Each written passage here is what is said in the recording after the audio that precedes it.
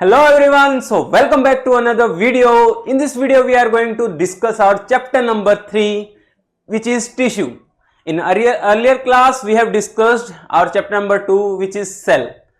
हमने सेल के बारे में पढ़ लिया था पूरा का पूरा एक्सप्लेन में, उसकी लेयर्स के बारे में, उसके बिल्कुल हम ये मान लो कुछ छोड़ा ही नहीं था सेल के अंदर। जिस स्टूडेंट ने नहीं देखा उस चैप्टर को तो मैं आपसे बोलूंगा कि पहले आप सेल को देखो, क्योंकि सेल के कॉन्सेप्ट क्लियर होंगे आपके तब आप टिश्यू को और अच्छे से समझ पाओगे, क्योंकि सेल्स मिलके ही टिश्यू बनते हैं। तो पहले सेल सीखना पड़ेगा। सेल्स हम पढ़ चुके हैं, अब हम इस क्लास के अंदर डिस्कस करने वाले हैं chapter number 3 tissue in action, कि how the tissues are formed and what are their functions, कैसे वो काम करते हैं। ठीक है, डिफरेंट टाइप के टिश्यू होते हैं, सबका अलग अलग काम होता है। प्लांट टिश्यू अलग होते हैं, एनिमल टिश्यू वो सब अलग होते हैं। So let's start. Line to line पढ़ने वाले हैं, बिल्कुल कोई टेंशन नहीं है, क्योंकि नई बुक आई है भाई, हमें भी नहीं पता कि एग्जामिनर कहां से क्या क्वेश्चन पूछने वाला है, तो बिल्कुल लाइन टू लाइन पढ़ेंगे। और इतनी अच्छी बुक बनाई है ना कि हर एक लाइन एक इंफॉर्मेशन के साथ आ रही है, एक्स्ट्रा कुछ भी नहीं है। सो हम किसी भी टॉपिक को लीव नहीं कर सकते या नेग्लेक्ट नहीं कर सकते, या फिर हम इस कैटेगरी के अंदर नहीं छोड़ सकते कि that this concept will be of lower marks और different. so let's start. So life begins when a single cell divides itself several times to give rise to large number of cells. कि हमारी जो life है वो कब start होती है? वो स्टार्ट होती है जब एक सिंगल सेल डिवाइड होना स्टार्ट होती है। एक सेल से 2 बनती है, 2 से 4, 4 से 8, तो ऐसे ऐसे सेल डेवलप होती जाती है। सेल मिल के टिश्यू बनते हैं, टिश्यू से फिर ऑर्गन्स बनते हैं, ऑर्गन से ऑर्गेनिक सिस्टम बनते हैं, ऑर्गन सिस्टम मिलके हमारा पूरा एक ऑर्गेनिज्म बन जाता है। ठीक है, these cells gradually form the skin. तो ये सेल्स हैं जो धीरे धीरे क्या बना लेती है? हमारी स्किन बनाती है, जो प्रोटेक्शन के काम आती है। मसल्स जो हमें मूवमेंट करवाती है, बोन्स जो हमारी बॉडी को सपोर्ट देती है, नर्व्स जो कंट्रोल एंड कोऑर्डिनेशन में हेल्प करती है, and all the other organs, जो कुछ भी हमारे बाकी के सारे ऑर्गन्स होते हैं वो सब भी किससे मिलकर बने होते हैं? हमारी सेल से। This process is so intricate that it is considered one of the nature greatest engineer Marvels. ये जो टॉपिक है ना, ये इतना, ये मान के चलो विचित्र है, ठीक है, इतना इंट्रिकेट है कि ये मान कर चमत्कार माना गया हमारा नेचर का इसे, कि भाई गजब का काम किया है नेचर ने।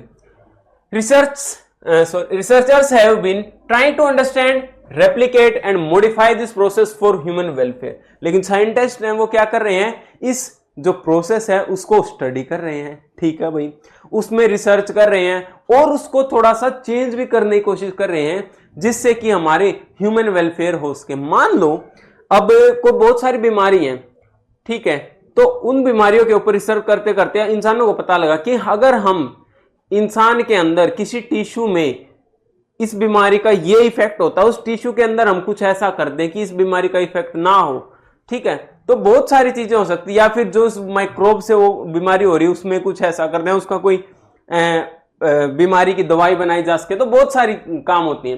To do so it is essential to understand the nature biological process that govern growth and development in the plant and animal. तो इन सब को समझने के बारे में, ये सब करने के लिए हमें क्या करना पड़ेगा? हमें इस प्रोसेस को अच्छे से देखना पड़ेगा कि इसकी ग्रोथ कैसे होती है, इसकी डेवलपमेंट कैसे होती है, प्लांट्स के अंदर भी और एनिमल्स के अंदर भी। What makes cell group together to form tissue? आखिरकार क्या चीज है जिससे कि हमारी जो सेल है वो एक साथ इकट्ठा होकर हमारी टिश्यू बना लेती हैं? Why do some tissues grow through life while others do not? कि हमारे कुछ तो जो हमारे टिश्यू हैं वो थ्रू आउट द लाइफ बढ़ते रहते हैं, मल्टीप्लाई होती रहती हैं सेल्स, लेकिन कुछ टिश्यू ऐसे होते हैं एक बार ग्रो होंगे फिर वो वैसे के वैसे ही रहेंगे, फिर उनके अंदर कोई भी ग्रोथ नहीं आने वाली। ऐसा क्या रीजन है उनके पीछे? इन चैप्टर 2 सेल, जो हमारा चैप्टर 2 था cell, you have learn that the cell is the basic unit of life. बिल्कुल वही, सेल हमारी क्या है? बेसिक यूनिट है लाइफ की। Many cells came together to form multicellular organism। और मल्टीसेलुलर मतलब एक से ज्यादा सेल, तो बहुत सारी सेल इकट्ठा होकर हमारी मल्टीसेलुलर ऑर्गेनिज्म को फॉर्म करती हैं। In all multicellular organisms there is a hierarchy of organisation. तो वहां पर सबसे जो हायरार्की क्या होती है? हायरार्की होती है मतलब जो पावर में होता है, तो उसमें हमारा एक ऑर्गेनाइजेशन होती है, वो पावर में होती है।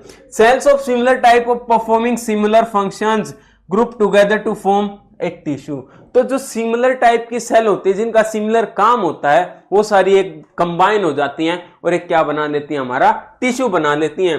More than one type of tissue form organs. और जब एक से ज्यादा टाइप के हमारे टिश्यू हैं, डिफरेंट टाइप के टिश्यू एक साथ कंबाइन होते हैं, वो क्या बनाते हैं, organs. And different type of organs form organ system and organ systems form organism. हम पहले भी बता चुके हैं कि हमारी सेल से टिश्यू बनते हैं, डिफरेंट टाइप के टिश्यू कंबाइन होकर ऑर्गन बनाते हैं, अलग अलग ऑर्गन मिलके ऑर्गन सिस्टम बनाते हैं और बहुत सारे ऑर्गन सिस्टम मिलके हमारा पूरा ऑर्गेनिज्म बनता है। एंड अच्छा उसके बाद in unicellular organism such as amoeba. लेकिन अगर सर यूनिसेलुलर में क्या, क्योंकि उसमें तो एक ही सेल है, उसमें तो टिश्यू वगैरह का कोई चक्कर ही नहीं है। तो जैसे हमारा अमीबा है उसके अंदर क्या होता है, a single cell perform all function of life. हमारी सिंगल सेल ही सारे काम करती है, whether it is eating food, reproduction और digestion, excretion, removal of waste, mobility, each and everything will be controlled and performed by a single cell. एक ही single cell इतने सारे काम कर देती है। In multi cellular organisms like plants and animals different group of cell perform different function. लेकिन हमारे प्लांट्स के अंदर, हमारे एनिमल्स के अंदर अलग अलग काम के लिए अलग अलग डिफरेंट टाइप की सेल्स अवेलेबल हैं। उसके बाद a tissue is a group of cell similar in structure that work together to perform specific function. तो हमारा टिश्यू क्या है, हम तब से टिश्यू टिश्यू करें, टिश्यू क्या है, टिश्यू हमारा एक ऐसी सेल्स का ग्रुप है जो सिमिलर हो स्ट्रक्चर में, एक जैसी दिखती हो, एक जैसी बनी हो, दैट वर्क टुगेदर और एक साथ मिलकर काम करती हो टू परफॉर्म स्पेसिफिक फंक्शन। एक कोई उनको कार्य दिया गया कि भैया आपको ये काम करना है, ठीक है, और ये आपको ऑनेस्टी के साथ परफॉर्म करना है। उसके बाद the formation of different type of tissue leads to the division of labour. अब अलग अलग टाइप के जो टिश्यू होंगे उनको अलग अलग काम दिया जाएगा, which increase the efficiency of the body and enables to carry complex life process. और जब अलग अलग काम सौंप दिया जाएगा सभी को तो बॉडी की एफिशिएंसी इंक्रीज होगी, बॉडी की एफिशिएंसी इंक्रीज होगी तो हमारी जो डिफरेंट टाइप्स ऑफ एक्टिविटीज हैं, कॉम्प्लेक्स लाइफ प्रोसेसेस हैं, वो सारी करने में हमें ईज होगा। जैसे for example in animals muscle tissue enable movement. अब मैं आपके सामने बोल रहा हूं, हाथ मूव कर रहा हूं, ठीक है, मेरे लिप्स मूव कर रहे हैं, मैं राइट डाउन कर रहा हूं, ये सारे कौन हेल्प कर रहा है, मेरी मसल्स की वजह से मैं ये सारी मूवमेंट कर पा रहा हूं ना। And nervous tissue carries message to different part. बिल्कुल भाई, और हमारे जो नर्वस टिश्यू है, जो नर्व्स होती हैं, उनका क्या काम होता है, उनका काम होता है कि भाई वो हमारी इंफॉर्मेशन कैरी करती हैं बॉडी से ब्रेन और ब्रेन से बॉडी तक। In plants conducting tissue such as xylem and phloem transport water and minerals. बिल्कुल भाई, और हमारे जो प्लांट हैं वहां पर हमारा क्या होता है, कंडक्टिंग टिश्यू होते हैं जो चीजों को एक जगह से दूसरी जगह ले जाते हैं। जैसे हमारा जाइलम हमारा पानी और मिनरल्स को लेके जाता है, फ्लोएम हमारा फूड को लेके जाता है, while phloem transport food. So I hope इतने में से जो हमारा चैप्टर का इंट्रोडक्शन था, you have a we can say rough idea that what a tissue is. ठीक है, कि टिश्यू क्या होता है, उसका नॉर्मल क्या काम होता है, कि भाई कुछ स्पेसिफिक फंक्शंस उनको परफॉर्म करने होते हैं अपने टाइप के हिसाब से। लेकिन अब डिफरेंट टाइप ऑफ टिश्यूज होते क्या हैं, कैसे उनके डिजाइन कैसा होता है, कैसे उनकी परफॉर्मेंस होती है, कैसे वो डिफरेंट होते हैं एक दूसरे से। Now we are going to study that why are plant and animal tissue different. भाई प्लांट के टिश्यू होते हैं और एनिमल जो टिश्यू होते हैं वो डिफरेंट क्यों होते हैं। देखो पिछली बार पढ़ा था कि भाई plant cells are different from animal cell. बिल्कुल, प्लांट सेल हमारी डिफरेंट होती हैं एनिमल सेल से। तो इसी तरीके से जब प्लांट सेल मिलके कोई टिश्यू बनाएंगी और एनिमल सेल मिलके कोई टिश्यू बनाएंगी तो वो टिश्यू भी तो डिफरेंट ही होंगे ना। बस फिर देखो क्यों है वो different. In chapter 2 cell building block of life you compared plant and animal cell and studied the major difference between them। हमने उनके बीच में जो मेजर डिफरेंसेस थे वो पढ़े कि क्यों अलग होती हैं। एक में सेल वॉल होती है, एक में सेल वॉल नहीं होती, एक में प्लास्टिड्स होते हैं, एक में नहीं होते, एक में वैक्यूल्स बड़े होते हैं, एक में कंपैरेटिवली नेग्लिजिबल होते हैं। बहुत सारी चीजें थी ना। उसके बाद most plants are fixed in one place and do not move from one place to place like animals. बहुत सारे जो हमारे बहुत सारे क्या सारे ही प्लांट ऐसे हैं जो एक जगह पर अगर उग गए तो उनको पूरी लाइफ उसी एक पॉइंट पे खड़े रह के अपनी स्पेंड करनी होती है, लेकिन एनिमल्स के साथ ऐसा नहीं है, वो मूव कर सकते हैं एक जगह से दूसरी जगह तक। तो इसीलिए they need support to stay firm and upright. तो इसलिए उनको मजबूत रहने के लिए, सीधा खड़े रहने के लिए क्या चाहिए? स्ट्रेंथ चाहिए, सपोर्ट चाहिए। Plant cell have cell wall that provide rigidity and strength. और उस सेल में, एक प्लांट सेल के अंदर कौन थी जो हमें रिजिडिटी और स्ट्रेंथ देती थी? That is cell wall which is present in plant cell, not in animal cell, because animals do not require that kind of rigidity and strength which is required by plant, because they have to deal with the lot of factors like environmental factors or different type of factors। ठीक है, अब मान लो पेड़ खड़ा है, अब तूफान आया, तूफान में अब भाई उसको इतना ज्यादा फोर्स लगेगा तो उसको स्ट्रोंग रहना ना कि वो खड़ा रहे, वो गिरे ना। लेकिन एनिमल्स के अंदर क्या है, अब आंधी आई तो हम अपने घरों में घुस जाएंगे ना, हम सेफ प्लेस पे पहुंच जाएंगे। लेकिन प्लांट्स को तो सारी चीज बियर करनी पड़ेगी, प्लांट्स को हीट भी बियर करनी पड़ेगी। गर्मियों में 50 डिग्री टेम्परेचर पहुंचता है, वो भी बियर करना पड़ेगा, बारिश भी, ठंड भी। ठीक है, लेकिन हम तो अपने वेदर के हिसाब से, कंडीशंस के हिसाब से अपने आप के सिचुएशन को, अपनी पोजीशन को चेंज कर सकते, लेकिन प्लांट ऐसे नहीं कर सकते। That's why they need support and rigidity to bear all that kind of situations and conditions of the environment. In general animals can move। बिल्कुल भाई, हम एनिमल्स हैं, वो मूव कर पाते हैं। ठीक है, although some such as sponges and हाँ कुछ हैं भाई हमारे जो माइक्रोब्स हैं जैसे स्पॉन्जेस, ठीक है, वो मूव नहीं कर पाते।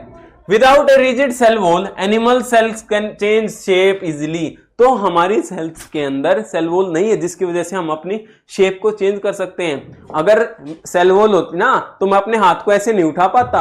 ठीक है, if I am able to raise my hand is just because there is absence of cell wall in my cells. ठीक है, because the main purpose of cell wall is to provide rigidity and strength. This cellular flexibility eventually helps make their bodies suitable for locomotion।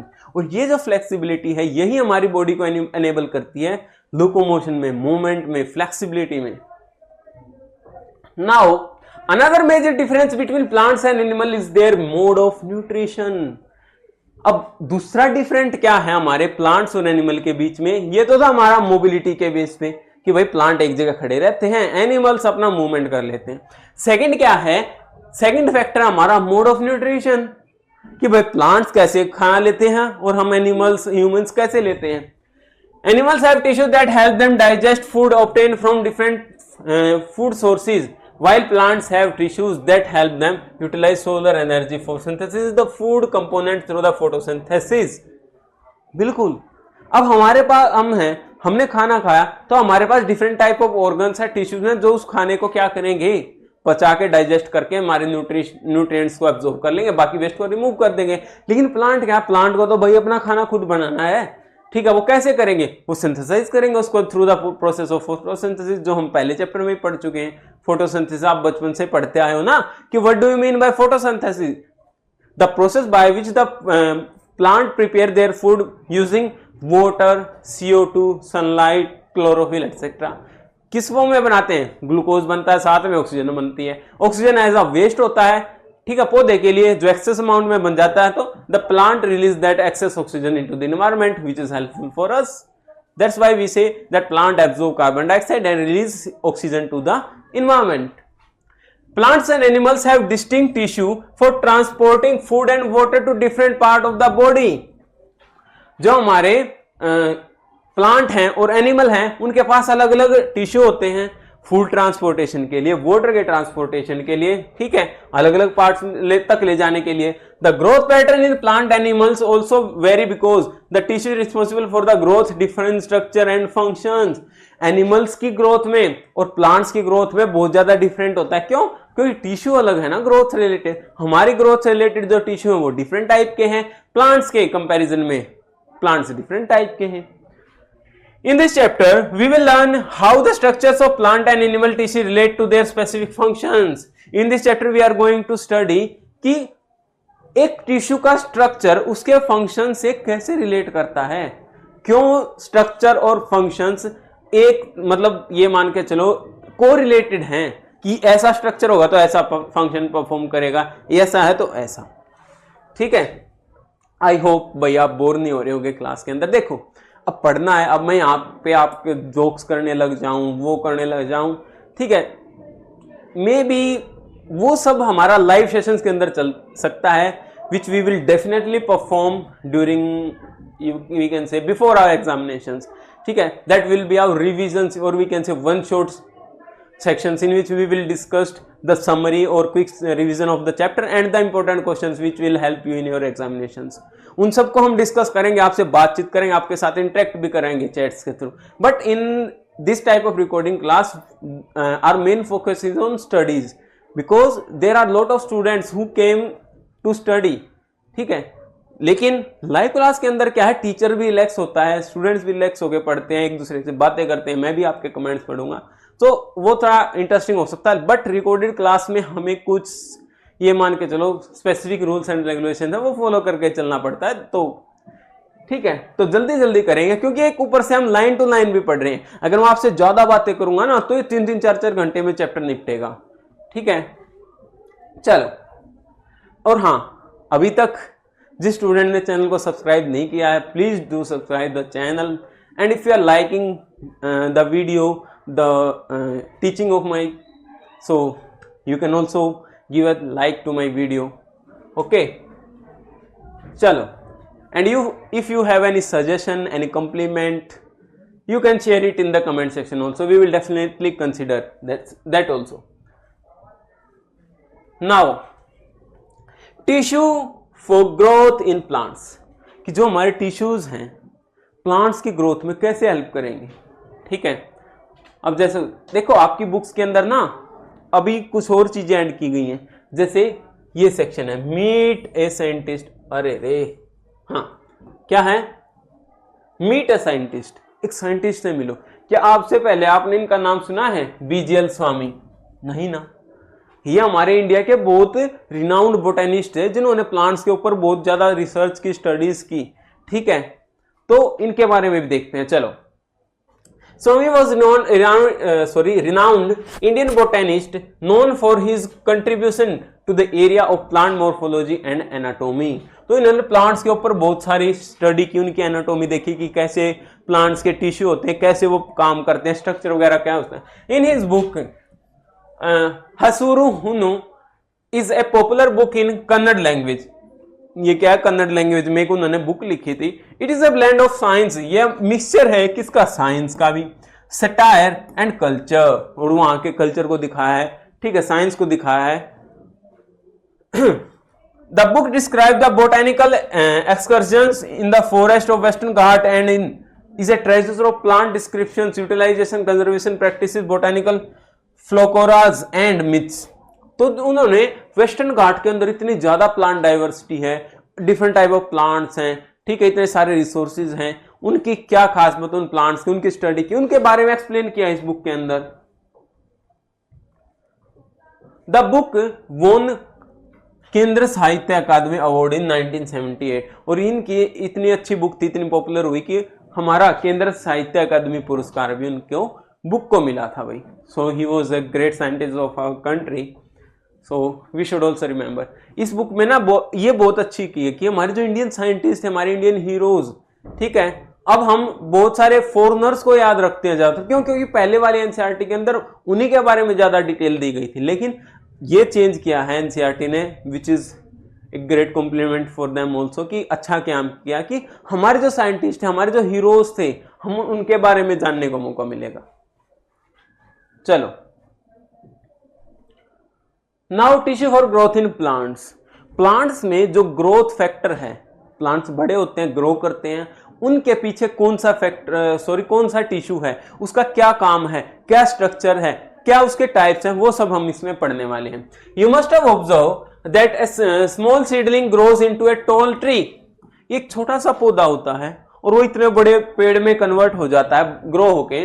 Roots grow deep into soil, जो हमारी जड़ें होती हैं वो जमीन में मिट्टी में बड़ी होती हैं। स्टेम्स बिकम थिकर, हमारा जो पेड़ का तना है वो मोटा होता चला जाता है टाइम के हिसाब से। Grass grows again after being eaten by grazing animals, और घास है वो फिर से उगाती है जब उसको जो गाय भैंसे हैं वो चर लेती हैं। ऐसा क्यों?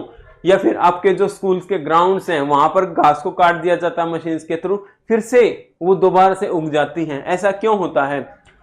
विच tissue are responsible for this changes, इन चेंजेस के लिए कौन सा टिश्यू हमारे रिस्पॉन्सिबल है? Let's discuss.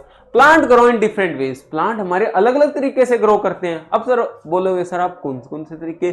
देखो, इंक्रीज इन लेंथ, या तो उसकी लेंथ बढ़ रही हो, या फिर वो जमीन से ऊपर बढ़ रहा हो, जमीन से नीचे बढ़ रहा हो, उसकी रूट्स ग्रो कर रही हो, ठीक है। इंक्रीज इन गर्थ, उसकी मोटाई बढ़ रही हो, ठीक है, तना मोटा होता जा रहा हो। And regrowth after cutting the branches of grazing animal, कि जब उसको काट दिया जाए फिर से वो रीग्रोथ हो जाए, फिर से पेड़ उगने लग जाए, ठीक है, नई टहनियां निकलनी स्टार्ट हो जाए। तो ये हमारी मेजर 3 टाइप से क्या है प्लांट की ग्रोथ होती है। This growth require actively dividing cells that together form a tissue called meristematic tissue.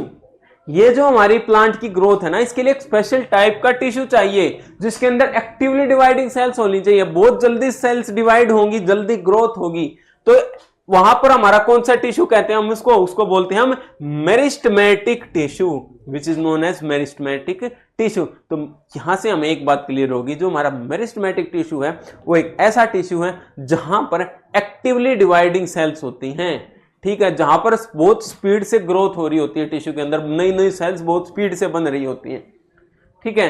Let us explore different kind of meristematic tissue. अब भाई मेरिस्टेमेटिक टिश्यू भी डिफरेंट टाइप के होते हैं जिनको अब हम देखने वाले हैं वन बाय वन। चलो, हाँ भाई, first one is apical meristematic, how do plants grow in length. तो यहां से हेडिंग पढ़ के हमें पता लग रहा है कि ये कहीं ना कहीं हमारी लेंथ से रिलेटेड है, कि पौधे की जो हाइट है, लंबाई है, वो कैसे बढ़ती है, उसके लिए हमारा रिस्पॉन्सिबल होता है एपिकल मेरिस्टेमेटिक टिश्यू। मेरे साथ रिपीट करो, apical meristematic tissue is related with the growth of length in the plants. Plant की जो हाइट है, लंबाई है, वो किस वजह से बढ़ती है? हमारी एपिकल मेरिस्टेमेटिक टिश्यू। देखो, अभी रिपीट कर लोगे ना तो बाद में रिकॉल करने में, लर्न करने में आसानी होगी, लेकिन अभी आप वैसे देख लोगे तो माइंड भूल जाएगा, ठीक है, और फिर आप पढ़ने बैठोगे फिर कंफ्यूजन होगे। तो जब मैं रिपीट कर रहा हूं तो मेरे साथ रिपीट कर लिया करो। चलो एक एक्टिविटी करते हैं भाई। एक्टिविटी क्या है, चलो मैं आपको बता देता हूं। हमने क्या लिया, इस तरीके से 2 कंटेनर लिए, उनके अंदर पानी भर दिया, ऊपर हमने प्याज रख दिए, ठीक है, जिनकी रूट्स वाला पार्ट था ना वो नीचे पानी में डूब गया, ठीक है। दोनों में ग्रोथ हुई कुछ दिनों तक, पहले दिन, दूसरे दिन, तीसरे दिन हमने नोट किया कि जो जड़ें हैं वो ग्रो करने लगी, नीचे की तरफ बढ़ने लगी। अब हमने क्या किया, बी वाला था ना जो, उसकी जो रूट्स थी उनको कट कर दिया नीचे से, एक एक इतनी कट कर दिया, 1-1 सेंटीमीटर, ठीक है। अब आप बोलोगे सर बेचारे बी ने ऐसा क्या किया, क्यों काटा बी का? भाई बस किस्मत थी बेचारे की। चलो, तो भाई इसकी रूट्स कट गई। अब हमने क्या नोटिस किया कि अगले दिन जो रूट्स थी ना वो एक ही तो ग्रो कर रही हैं, लेकिन जो बी था ना उसकी ग्रो नहीं कर रही, अब वो कट गई, अब वो ग्रो नहीं हो रही। ऐसा क्यों? ऐसा इसलिए क्योंकि जो हमारा एपिकल मेरिस्टेमेटिक टिश्यू है वो हमारे एंड्स पर पाया जाता है। कहां पर? एंड्स, जो छोर होता है, ठीक है, किनारा होता है, एज होता है प्लांट का, वहां पर। तो यहां पर जो है ना, ये जो एजेस थे, यहां पे हमारा एपिकल मेरिस्टेमेटिक टिश्यू था, जहां पर जल्दी जल्दी सेल्स ग्रो हो रही थी और लेंथ रूट्स की बढ़ रही थी। लेकिन जैसे ही मैंने इसको कट किया, हमारा जो एपिकल मेरिस्टेमेटिक टिश्यू था वो हट गया। अब वो हट गया तो प्लांट की जो रूट है वो ग्रो नहीं करेगी। लेकिन इसका जो रूट्स थी हमने उनको डिस्टर्ब नहीं किया था, तो वो बहुत फास्ट ग्रो कर रही थी, ठीक है। तो यहां से हमें लोकेशन भी पता लग गई हमारे एपिकल मेरिस्टेमेटिक टिश्यू की। एपिकल मेरिस्टेमेटिक टिश्यू हमारा रिलेटेड होता है growth of length in the plant, की लंबाई बढ़ेगी, whether it is of shoot part और whether it is of root part, दोनों की लेंथ बढ़ाने में कौन रिस्पॉन्सिबल है? हमारा एपाइकल मेरिस्टेमेटिक टिश्यू। तो अब कहां पर है इसकी लोकेशन? इसकी लोकेशन है एट द एंड्स, जो हमारे छोर होते हैं, ठीक है, टिप्स। चलो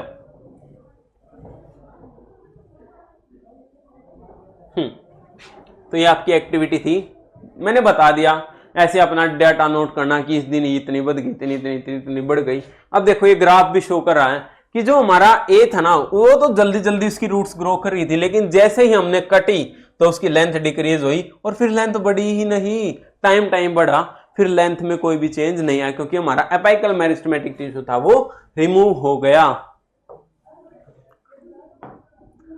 चलो तो यहां से हमें ऑब्जर्वेशन कंफर्म करता है कि जो रूट टिप है उसके अंदर हमारा एक्टिवली डिवाइडिंग सेल्स होती हैं। Similarly shoot tip also contain actively dividing cell that helps the shoot to grow in length, जिससे कि हमारा जो पौधा है वो लेंथ में बढ़ सके, ठीक है, जो शूट पार्ट भी और रूट पार्ट भी दोनों। Thus, we conclude that plant have growth zones at the tips of their roots and shoots. तो जो हमारे प्लांट के ग्रोथ जोन होते हैं जहां से वो ग्रो करते हैं, वो हमारा रूट पार्ट में होता है और शूट पार्ट के, और वो भी टिप्स पे, एंड्स पे। इनको हम बोलते हैं apical meristematic tissue which help the plant grow in length, जो कि हमारी लेंथ इंक्रीज होने में स्टार्ट हो गया। तो भाई हमने इतनी बार इस लाइन को रिपीट कर दिया। आई होप अब तो आपको बिल्कुल माइंड में क्लियर हो गया होगा कि एपाइकल मेरिस्टेमेटिक टिश्यू का क्या काम है, कहां पर इनकी लोकेशन होती है। क्लियर है? बोलो हाँ। चलो अब आता है हमारा भाई second, which is lateral meristematic tissue. The first one is apical meristematic, second one is lateral meristematic, ठीक है, और in short form we can say meristems, ठीक है, lateral meristems and apical meristems. चलो ये क्या होते हैं? How do plant grow in girth, मतलब कि ये जो हमारा टिश्यू है ये हेल्प करता है पौधे की थिकनेस बढ़ने में, मोटाई को बढ़ाने में। चलो डीपली देखते हैं। देखो ये आपका बताया गया यहां पे, और जो हमारे यहां पर ये होती है, यहां पर हमारा एपाइकल मेरिस्टम टिश्यू पाया जाता है। अब हम पढ़ रहे हैं लेटरल को, ठीक है। लुक एट योर सराउंडिंग, अपने आसपास देखो। You must have observed that the stems of the deciduous plant not only grow in the length but also increase in the diameter और गर्थ ओवर द टाइम। कि आपके आसपास जितने भी पेड़ पौधे हैं आप उनको नोटिस कर रहे होगे कि वो जैसे जैसे लेंथ बढ़ रही है, वो केवल लेंथ नहीं बढ़ रही, उनकी मोटाई भी तो बढ़ रही है। उनका जो स्टेम है उसका भी तो डायमीटर इंक्रीज हो रहा है। पहले आप अगर एक पौधा था उसको इतने में पकड़ पा रहे थे, साल बाद आप उसको इतने में नहीं पकड़ पाओगे, इतना मोटा हो जाएगा वो एक साल में, ठीक है। What causes this increase in girth? ऐसा क्या रीजन है कि उनकी मोटाई बढ़ जाती है?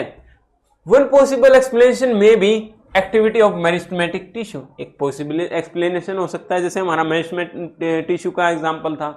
If you have visited a timber yard or observed the cut trunk of a tree, अगर तुम कहीं पर ऐसी जगह गए हो जहां पर पेड़ कट रहे होते हैं, या फिर जो हमारा ऐसे शहरों के अंदर जहां पर लकड़ियां वकड़ियां काटने का काम होता है, या फिर आपने कोई आपके आस पड़ोस में कोई पेड़ कट रहा है उसको आपने नोटिस किया हो, तो आप वहां पर नोटिस करोगे, ऑब्जर्व करोगे that you may have notice several rings pattern. जो हमारा तना होता है ना उसके अंदर रिंग्स बनी होती हैं अलग अलग अलग अलग अलग। देखो पिक्चर के अंदर भी विजिबल है बिल्कुल क्लियरली। एक सेकेंड, देखो आप क्लियरली देख पा रहे होंगे कि देखो सेंटर में छोटे रिंग, फिर बड़ी बड़ी बड़ी सर्कल्स हैं, ठीक है। अब ये सर्कल्स क्या डिनोट कर रहे हैं, क्या मतलब है इन सर्कल्स का? देखो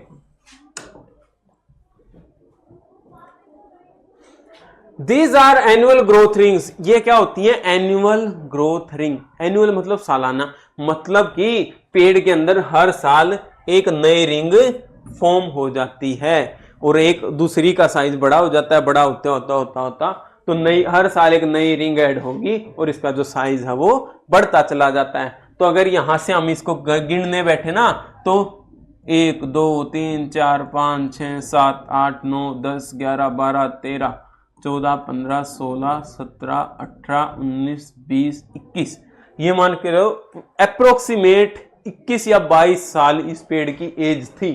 सो यहां से हम उनकी एज को भी कैलकुलेट कर सकते हैं बाय काउंटिंग इट्स रिंग्स। तो अगर आपको कहीं आसपास ऐसा मौका मिले तो आप कर सकते हो। Some annual rings are wide and some are narrow. कुछ रिंग्स वाइड हैं, कुछ नैरो हैं।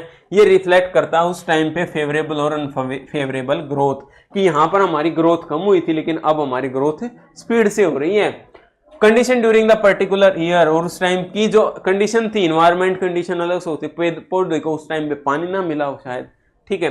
Bye counting these annual rings scientist can estimate the age of the tree and also understand the climatic condition under which it grow.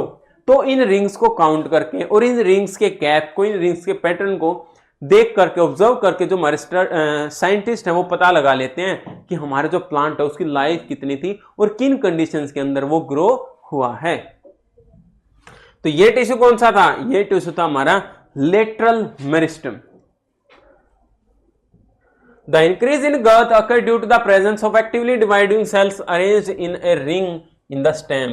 तो हमारी जो ये जो thickness है ये बढ़ रही है, ये भी हमारी एक्टिवली डिवाइडिंग सेल्स की वजह से, क्योंकि बहुत जल्दी जल्दी यहां भी स्टेम्स ग्रो होती हैं, लेकिन कहां पे? पेड़ के तने के अंदर, ठीक है, गर्थ के अंदर।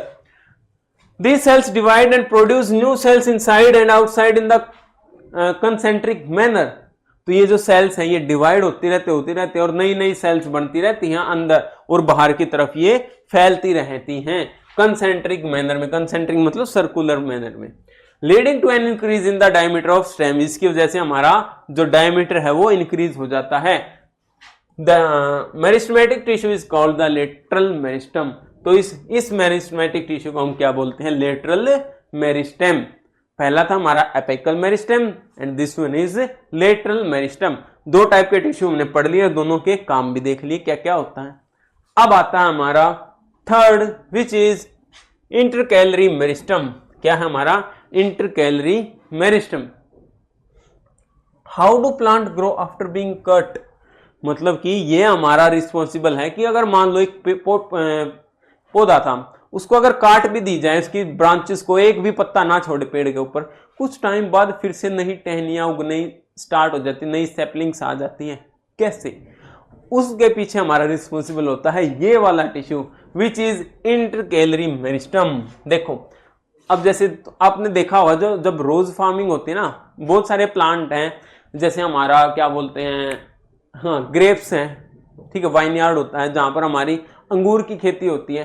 तो जब अंगूर लग गए, अंगूर की हार्वेस्ट हो गया, उसके बाद है ना कट कर देते हैं उन पौधों को, बस केवल जो मेन स्टेम है ना एक दो उसको छोड़ देते हैं ताकि फिर से नई सैपलिंग्स निकले और उनमें से फिर नए नए पत्ते हों, हेल्दी सैपलिंग्स निकले और फिर उन पे नए अंगूर लगे। इसी तरीके से बहुत सारे प्लांट्स हैं, जैसे हमारा बेर का भी पेड़ होता है, ऐसे ही सीजन के बाद उसको भी कट कर दिया जाता है, ठीक है। हमारा जैसे रोज है उसकी भी कटिंग होती है, एक बार रोज की सीजन खत्म हुआ तो फिर उसके बाद जो हमारी जो पुरानी टहनियां हैं उनको कट कर दिया जाता है, फिर दोबारा से नई सैपलिंग्स निकल के आती है और उसमें नए फूल आते हैं। चलो अब इसको डिटेल में देखते हैं। We have learned that meristematic tissue are present at the tips of roots and shoots. हमने देखा जो हमारा मेरिस्टेमेटिक टिश्यू था वो कहां था? रूट्स पे और शूट्स के टिप्स पे।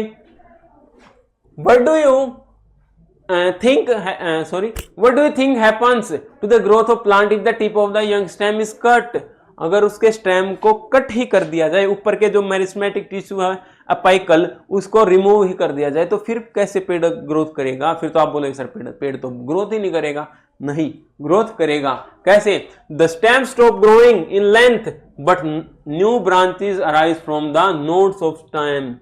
तो पेड़ की हाइट रुक जाएगी लेकिन जो नोड्स होती है ना पेड़ के अंदर, वहां से अलग से नई नई टहनियां निकलेंगी। देखो जैसे ये था, अब यहां से ऊपर से पेड़ कट कर दिया हमने, ठीक है, पेड़ कट कर दिया, लेकिन हम देख सकते हैं ये क्या हमारी बर्ड्स है, यहां से हमारे नई सैपलिंग्स निकलना स्टार्ट कर जाती हैं। Now the intercalary meristem is located at the base of the internode और जस्ट अबव द नोड। तो हमारा जो मेरिस्टम है ना, ठीक है, इंटरकैलरी मेरिस्टम, ये हमारा कहां प्रेजेंट होता है? ये प्रेजेंट होता है हमारा at the base of internode, ठीक है, जो हमारा मेन टहनी ब्रांचेस निकलती वहां, या फिर उसके थोड़ी सी ऊपर, उस नोड के। द नोड इज पॉइंट और प्लांट स्टेम वेयर ब्रांचेस और लीव्स अराइज। तो नोड क्या होती है? नोड होती है जहां से पेड़ में से अलग अलग टहनियां हैं या पत्ते निकलते हैं, उसको हम नोड बोलते हैं। ठीक है, तो उन नोड्स के पास हमारा क्या होता है? वहां पर हमारा होता है ये हमारा intercalary meristem. The part of stem between the two node is called internode. तो जो पार्ट होता है स्टेम का जहां से ये टहनियां निकलेंगी उनको हम क्या बोलते हैं? इंटरनोड। उस पार्ट को हम इंटरनोड बोलते हैं। You may have also observed that when the hedge around a garden is cut, एक गार्डन के अराउंड जो हेज होती है, जो बाउंड्री बनाई जाती है प्लांट से, उसको जब कट कर दिया जाता है तो और नई नई टहनियां निकलती आती है और जो हमारी हेज है वो और डेंस हो जाती है। ठीक है, after some time more branches appear again giving the hedge a bushy appearance. Grass also appear after some time being mowed. अगर घास को काट दिया जाए या पशुओं के द्वारा चर लिया जाता है तो वो फिर से ग्रो कर जाती हैं। This happens because of the presence of intercalary meristem at the nodes of its stem। ये इसी वजह से है क्योंकि हमारे जो नोड्स हैं प्लांट के उसके अंदर हमारा इंटरसेलरी मेरिस्टम टिश्यू है। This meristem tissue is called intercalary meristematic tissue. इसको हम क्या बोलते हैं? Intercalary meristems. ठीक है, thus plants have 3 type of meristematic tissue. अब प्लांट के पास हमने पढ़ लिया 3 टाइप के मेरिस्टेमेटिक टिश्यू होते हैं। एपिकल, ठीक है सर, लिटरल पढ़ लिया, इंटरकैलरी पढ़ लिया। द अपिकल मेरिस्टेमेटिक जो हमारा लोकेटेड होता है हमारा रूट्स पे और शूट्स के टिप्स पे, ठीक है, जो हमारी लेंथ इंक्रीज करता है। लेटरल का क्या काम होता है? हमारे जो सर्कमफ्रेंस है उसकी जो इंक्रीज करना, मतलब मोटाई, गर्थ। और इंटरकैलरी का क्या होता है? नई ब्रांचेस को निकाल के लाना अगर पेड़ ऊपर से कटवट जाए तो। ठीक है, ग्रास के अंदर या प्लांट के अंदर। helps them regenerate after cutting. Together, these meristem account for the growth in length, girth and branching of plants. तो ये सारे टिश्यू आपस में मिलकर हमारे प्लांट की लंबाई, मोटाई और नई नई टहनियों के निकलने के लिए रिस्पॉन्सिबल होते हैं, या फिर ये अलग अलग इस टाइप के फंक्शन परफॉर्म करते हैं जो हमारे प्लांट की ग्रोथ से रिलेटेड होते हैं। कैसी भी ग्रोथ हो, चाहे वो लेंथ बढ़े, साइज बढ़े या फिर ब्रांचेस बढ़े। The cells of the meristematic tissue are small. जो हमारी टिश्यू की जो मेरिस्टेमेटिक टिश्यू है उनकी जो सेल्स होती है वो छोटी छोटी होती है, ज्यादा बड़ा साइज नहीं होता। हैव थिन वॉल्स, और बहुत पतली क्या होती है इनकी सेल वॉल्स होती हैं। A large and prominent nucleus, लेकिन बड़ा सा स्ट्रॉन्ग न्यूक्लियस होता है। एंड डेंस साइटोप्लाज्म, और साइटोप्लाज्म भी बिल्कुल डेंस होता है, ऐसा नहीं होता कि नॉर्मल लिक्विड है टाइप का। विद मैनी ऑर्गेनल्स, और बहुत सारे ऑर्गन्स भी होते हैं सेल के अंदर। वैक्यूल्स आर जनरली एब्सेंट, लेकिन इनमें जो हमारे वैक्यूल्स हैं इन टाइप की सेल्स में वो एब्सेंट रहते हैं। And the cells are tightly packed with little or intercellular space, लेकिन जो हमारा जो सेल्स हैं, ठीक है, वो एकदम टाइटली पैक्ड होती है, एक दूसरे से चिपकी, बहुत या फिर बहुत कम या फिर होता ही नहीं इनके बीच में स्पेस, इतनी टाइटली पैक्ड होती हैं। These characteristics of meristematic tissue allow them continuous and rapid cell division। तो इन्हीं के कारण जो सेल्स हैं वो बहुत स्पीड से ग्रो हो पाती हैं। Why do you think that the cell of meristematic tissue lack vacuoles? आपको माइंड में ये क्वेश्चन नहीं आया कि सर हमारी ये जो मेरिस्टेमेटिक टिश्यू की सेल्स हैं, these are the part of animals, plant cell? Yes, and we have studied in the chapter number 1 that plant cells have vacuoles. Then why vacuoles are absent in this type of cells? So this question also arises, and the answer to this question is that due to continuous cell division, जब बार बार cell divide हो रही हैं, meristematic tissue adds new cells to the plant body. तो plant body में बहुत speed से नई नई सेल्स एड ऑन हो रही हैं। Some of the newly formed cell remain meristematic while other loses the ability to divide. तो कुछ हमारी जो सेल्स हैं वो तो मेरिस्टेमेटिक बनी रह जाती है, जो ग्रो करती रहती है, डिवाइड करती रहती है, लेकिन कुछ ऐसी सेल्स भी होती हैं जो एक बार डिवाइड होने के बाद, ग्रो करने के बाद फिर रुक जाती हैं, फिर वो डिवाइड होती ही नहीं आगे चलकर। The cells that lose the ability to provide undergo changes in structure and function and become permanent tissue। तो ऐसी सेल्स जो एक बार ग्रो होके अपना फिर स्टॉप हो जाती है, ना वो कोई फंक्शन परफॉर्म करती इस टाइप का ग्रोथ से रिलेटेड, ना वो सेल डिवाइड होती, तो ऐसी सेल्स का जो टिश्यू होता है that is known as permanent tissue. मतलब वो परमानेंट बन गया, अब उसके अंदर कोई भी चेंजेस नहीं आने वाले। These cells become specialized to perform specific functions। अब इन सेल का अलग से काम दे दिया जाता है कि भाई अब आपका ग्रोथ का काम नहीं है, अब आपको डिफरेंट ड्यूटी दी जाएगी जो आपको परफॉर्म करनी है। अब वो क्या होती है, जैसे सपोर्ट करना प्लांट को, ट्रांसपोर्ट या स्टोरेज करना। This process by which meristematic tissue become specialised to perform specific function is called differentiation. तो ऐसी प्रोसेस जिसके थ्रू हमारा जो मेरिस्टेमेटिक टिश्यू है वो परमानेंट टिश्यू के अंदर कन्वर्ट हो जाता है और वो डिफरेंट फंक्शंस को परफॉर्म करना स्टार्ट कर लेता है, that process is known as differentiation. तो हम उनको क्या बोलते हैं, differentiation. Meristematic tissue become permanent by the process of differentiation. तो हमारे मेरिस्टेमेटिक इसी प्रोसेस के थ्रू हमारे परमानेंट टिश्यू के अंदर कन्वर्ट हो जाते हैं। तो परमानेंट टिश्यू का काम होता है कि इनका फूड को स्टोरेज करना है, या फिर इस फूड को या फिर वाटर को हमारा ट्रांसपोर्टेशन करना है, सपोर्ट करना है, स्ट्रेंथ देनी है पौधे को, ठीक है, ये सारे काम आ जाते हैं। Now we will deeply discuss about permanent tissue, कि परमानेंट टिश्यू क्या है अब, ठीक है। ये थे हमारे टेम्परेरी टिश्यू बोल सकते हो, क्योंकि ये ग्रो कर रहे हैं कुछ टाइम के लिए, फिर ये परमानेंट में कन्वर्ट हो जा रहे हैं, ठीक है। देखो, examine the transverse section of a root and or a stem. तो पौधे का जो ट्रांसवर्स सेक्शन है, जो पत्ते का काट रखा हो या फिर पौधे को काट रखा हो, उसको स्टडी करो, उसकी जड़ का या फिर स्टेम का, या फिर उसका कोई भी वर्टिकल सेक्शन ले लो, ठीक है, लीफ का पत्ता काट के देख लो। तो जब उसको माइक्रोस्कोप के अंदर आप ऑब्जर्व करोगे ना, तो जो उसका इंटरनल स्ट्रक्चर है ना, ठीक है, या तो उसका ट्रांसवर्स सेक्शन, जैसे हमारा सनफ्लावर के स्टेम का दिखाया गया है, ये नीचे पिक्चर दी गई है, उसको दिखाएंगे तो आप देखोगे कि what do you observe, are all the cell similar in shape and size. क्या सारी की सारी जो सेल्स हैं, टिश्यू हैं, वो सिमिलर हैं एक दूसरे से साइज के अंदर? ऐसा नहीं होगा, अलग अलग साइज होगा सभी का। How many different type of tissue can B identify, और कितने टाइप के डिफरेंट टिश्यू को आप आइडेंटिफाई कर सकते हो उस पिक्चर से।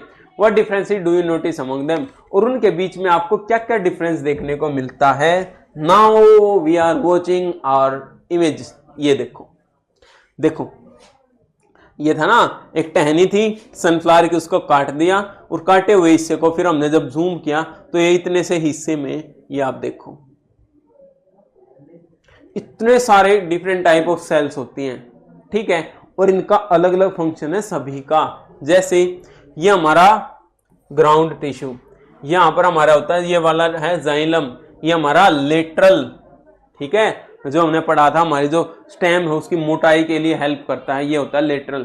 फिर उसके बाद आता है फ्लोएम, फिर हमारा आता है हमारे जो ग्राउंड टिश्यू के अंदर ही कैलेनकाइमा, पेरेन्काइमा एंड कोलेनकाइमा, ये हमारे होते हैं एपिडर्मल हेयर, एपिडर्मिस टिश्यू बोलते हैं इनको, ठीक है। और हमारे कुछ हमारे एक क्यूटिकल होता है, ठीक है, जो एक लेयर होती है प्लांट के ऊपर, उसको भी बताऊंगा। Each and everything we will discuss in this class. Tension लेने की कोई जरूरत नहीं है, एक भी पॉइंट आपका नहीं बचने वाला है। बस आप मेरे को ये 1-2 घंटा दे दो बस, फिर देखना आपके कंसेप्ट कैसे क्लियर होंगे। देखो, the reason for the presence of different type of cells and tissue, you can see that different group of cells are present and each tissue is specialized to perform a specific function। हमने देखा कि अलग अलग type की sales हैं, अलग अलग type के टिश्यू हैं, और हर एक टिश्यू का अलग काम है। कैसे? इनको हम बोलते हैं परमानेंट टिश्यू। तो हमारे जो मेरिस्टेमेटिक टिश्यू थे ना, वो किस में कन्वर्ट हो गए थे? परमानेंट में। अब परमानेंट में भी देखो इतने टाइप में कन्वर्ट हो गए वो। अब उनका काम क्या है? Permanent tissue can be simply composed of only one type of cell or complex. हमारे जो परमानेंट टिश्यू वो सिंपल भी हो सकते हैं और कॉम्प्लेक्स। सिंपल मतलब एक ही टाइप की सेल से बने हो, या फिर अलग अलग टाइप की सेल मिलके एक टिश्यू बना रही है और फिर कुछ काम कर रहा हो वो टिश्यू। तो ये भी हो सकता है, सिंपल भी हो सकता है और कॉम्प्लेक्स भी हो सकता है। नाउ सबसे पहले आता हमारा प्रोटेक्टिव टिश्यू, जिसको हम क्या बोलते हैं? एपिडर्मिस। ये देखो, ये था ना ये वाली लेयर जो है, ये वाली, इसको हम बोलते हैं एपिडर्मिस।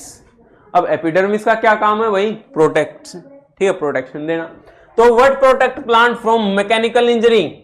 जो प्लांट को बाहर से जो मैकेनिकल इंजरी, मान लो किसी ने टक्कर मार दिया, फिर कुछ भी हुआ, हार्ड चीज लगी, तो उससे प्लांट को कोई डैमेज ना हो, तो उसको कौन प्रोटेक्ट करता है? हमारा epidermis.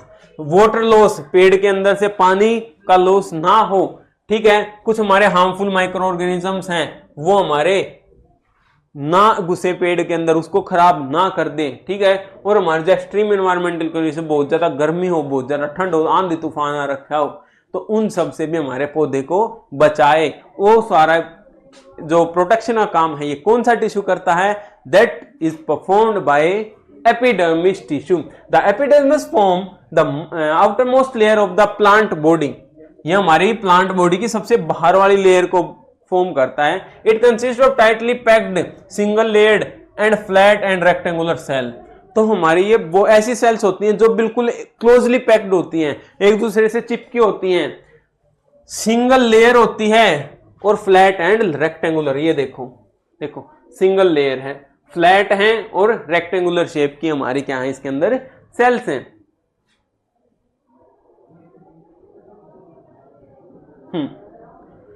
These cells are covered with a waxy layer of cutin called cuticle। तो एक हमारा वैक्स मोम जैसा एक लेयर होती है जिसको हम किस चीज की? क्यूटीन की, उस पेड़ के ऊपर से, और उसको हम क्या बोलते हैं? क्यूटिकल। उस लेयर को क्या बोलते हैं हम? Cuticle. In some plants living in very dry habitat the epidermis may be covered by a thick layer of cuticle to reduce the water loss in the process of transpiration by the stomata। तो भाई कुछ ऐसे plant ये जो ज्यादा देखने को मिलती है, ऐसे प्लांट्स में जो डेजर्टेड एरियाज में मिलते हैं। तो डेजर्टेड एरियाज में क्या होता है? वाटर बहुत कम होता है, तो स्टोमेटा जब गैसेस के एक्सचेंज के लिए खुले तो वहां से ट्रांसपीरेशन के थ्रू वाटर ना लॉस हो जाए, तो उसके लिए हमारे पत्तों के ऊपर, पेड़ के ऊपर हमारी एक क्यूटिकल की लेयर हो जाती है, ठीक है, जो कि वाटर लॉस को बचाती है। The cuticle also provide protection against mechanical injury. तो हमारी बाहर से पेड़ को कोई हार्म ना हो उस चीज से भी बचाती है।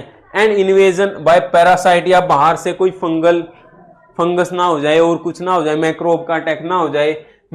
And in many plant hair like projection arrive from epidermal cell. और बहुत सारे प्लांट्स के अंदर जो हमारा एपिडर्मिस है उसके अंदर से हेयर्स निकलने स्टार्ट हो, हेयर्स जैसे स्ट्रक्चर। देखो यहां पर आप देख पा रहे होगे, देखो ये सींग से, ये हमारे हेयर जैसे हैं, इनको हम बोलते हैं एपिडर्मल हेयर।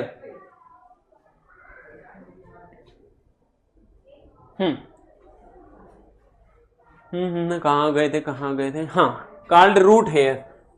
एक second provide protection practice many plant. हाँ, in many plant hair like projection arise from epidermal cell, in roots these projections are called root hairs। और इन जड़ों के अंदर जब ये होते हैं इनको हम बोलते हैं रूट हेयर्स। आप जड़ों को देखो, जड़ों में से भी ऐसा लगेगा, मान लो कुछ पौधों की कि हेयर्स, बाल जैसे स्ट्रक्चर्स निकले हुए हैं, उनको हम क्या बोलते हैं? Root hair.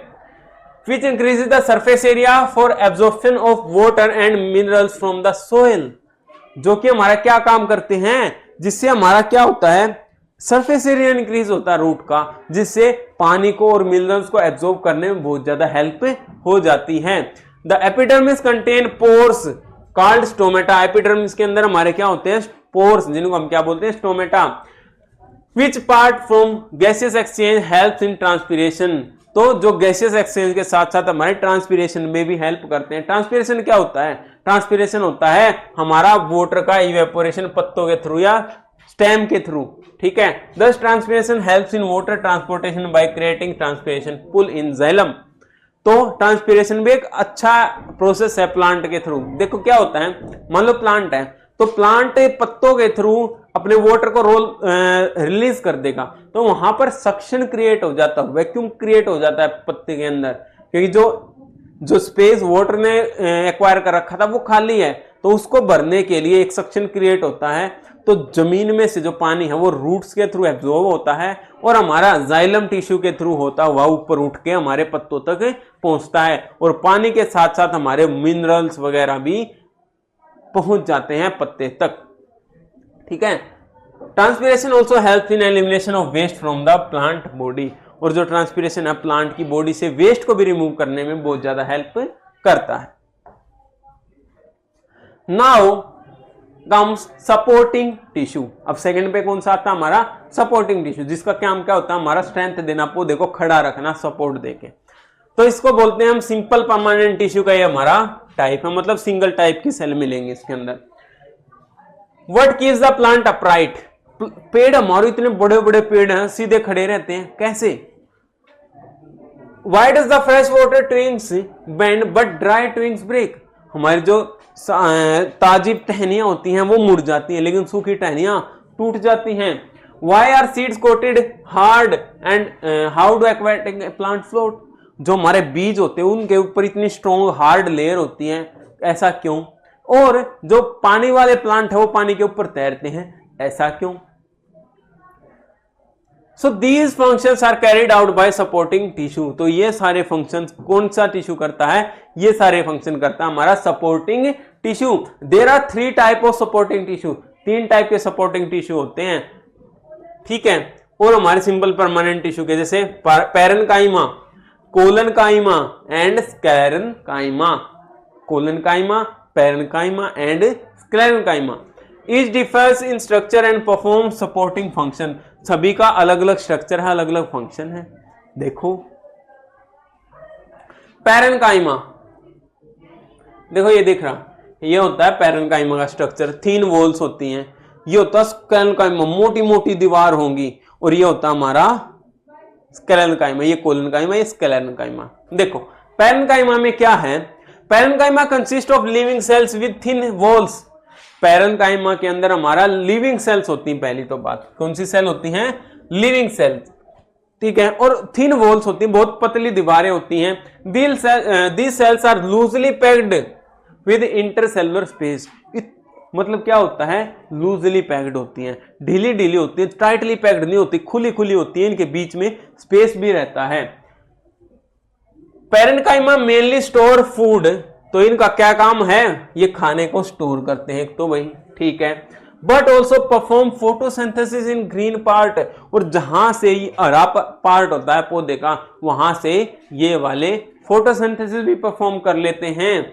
In aquatic plant, और जो हमारे पानी वाले पौधे होते हैं, plant specialised parenchyma perform air spaces, तो ये जो खाली जगह होती है ना, यहाँ पर एयर फिल हो जाती है, और एयर फिल होने के बाद वो प्लांट को तैरने में हेल्प करती है, विच हेल्प देन फ्लोट, जो कि उनको पानी के ऊपर तैरने में हेल्प कर रहा है। अब पत्ता है, पत्ते के यार तना है, तने के अंदर खाली स्पेस है, उसके अंदर एयर फिल हो गई, उस एयर फिल की वजह से जो पत्ते हैं वो पानी के ऊपर तैर रहे हैं। और भी बहुत सारे रीजन होते हैं, वो बहुत फ्लैट पत्ता होता है, जो कि हमारा फिर साइंस के अंदर कंसेप्ट होता है ना, वो भी इंक्रीज होता है कि सरफेस एरिया इंक्रीज हो गया। बस चलो नाउ अब हम पढ़ेंगे कोलनकाइमा। कोलनकाइमा क्या काम है भाई? Collenchyma consist of living cells which unevenly thickened corners due to pectin. है ये क्या? देखो जो हमारा कोलनकाइमा ना, उसके अंदर भी हमारी लिविंग सेल होती हैं, ठीक है। और अनइवनली थिकन्ड का मतलब होता है कहीं से मोटी कहीं से पतली, कुछ ढंग ही नहीं है उनका। वो पहले वाले में तो क्या था कि भाई सर पतली पतली जो वॉल्स हैं वो होगी, बीच में खाली स्पेस भी होगा, लेकिन यहाँ पर क्या होगा? थिक कॉर्नर्स होंगे, मोटे मोटे कोने होंगे, और अनइवन, कहीं से मोटी कहीं से पतली, ड्यू टू पेक्टिन। पेक्टिन की वजह से, पेक्टिन क्या है भाई? पेक्टिन हमारा एक केमिकल है जो फ्लेक्सिबिलिटी देता है, रबड़ जैसी, कितना खींच लो खींच जाएगा लेकिन टूटेगा नहीं। इसी वजह से ये डिपॉजिट हो जाता है वहां पर, हमारे जो सेल्स है ना उनके बीच में जो रास्ता होता है वहां पर ये वाला केमिकल्स डिपॉजिट हो जाता है, पेक्टिन, ठीक है, जो कि हमारे टिश्यू को सपोर्ट प्रोवाइड करता है और फ्लेक्सिबिलिटी प्रोवाइड करता है, जिससे कि जो हमारा पौधा है वो हमारा जो तने हैं and tendrils to bend without breaking, जिसकी वजह से पौधा बिना टूटे बेंड हो सकता है। तो यहां से एक क्वेश्चन बन सकता है कि which type of substance is responsible for the, पहले तो वो टिश्यू पूछेगा कौन सा टिश्यू होता है जो हमारे प्लांट को फ्लेक्सिबिलिटी देता है, अब उसके पीछे रीजन भी बता दो। तो हमारा कौन सा होता है? हमारा कोलनकाइमा होता है। और कोलनकाइमा भी क्यों होता है? क्योंकि उसके बीच में हमारा एक केमिकल फिल होता है जिसको हम बोलते हैं पेक्टिन, ठीक है, रबड़ लाइक स्ट्रक्चर होता है विच प्रोवाइड फ्लेक्सिबिलिटी।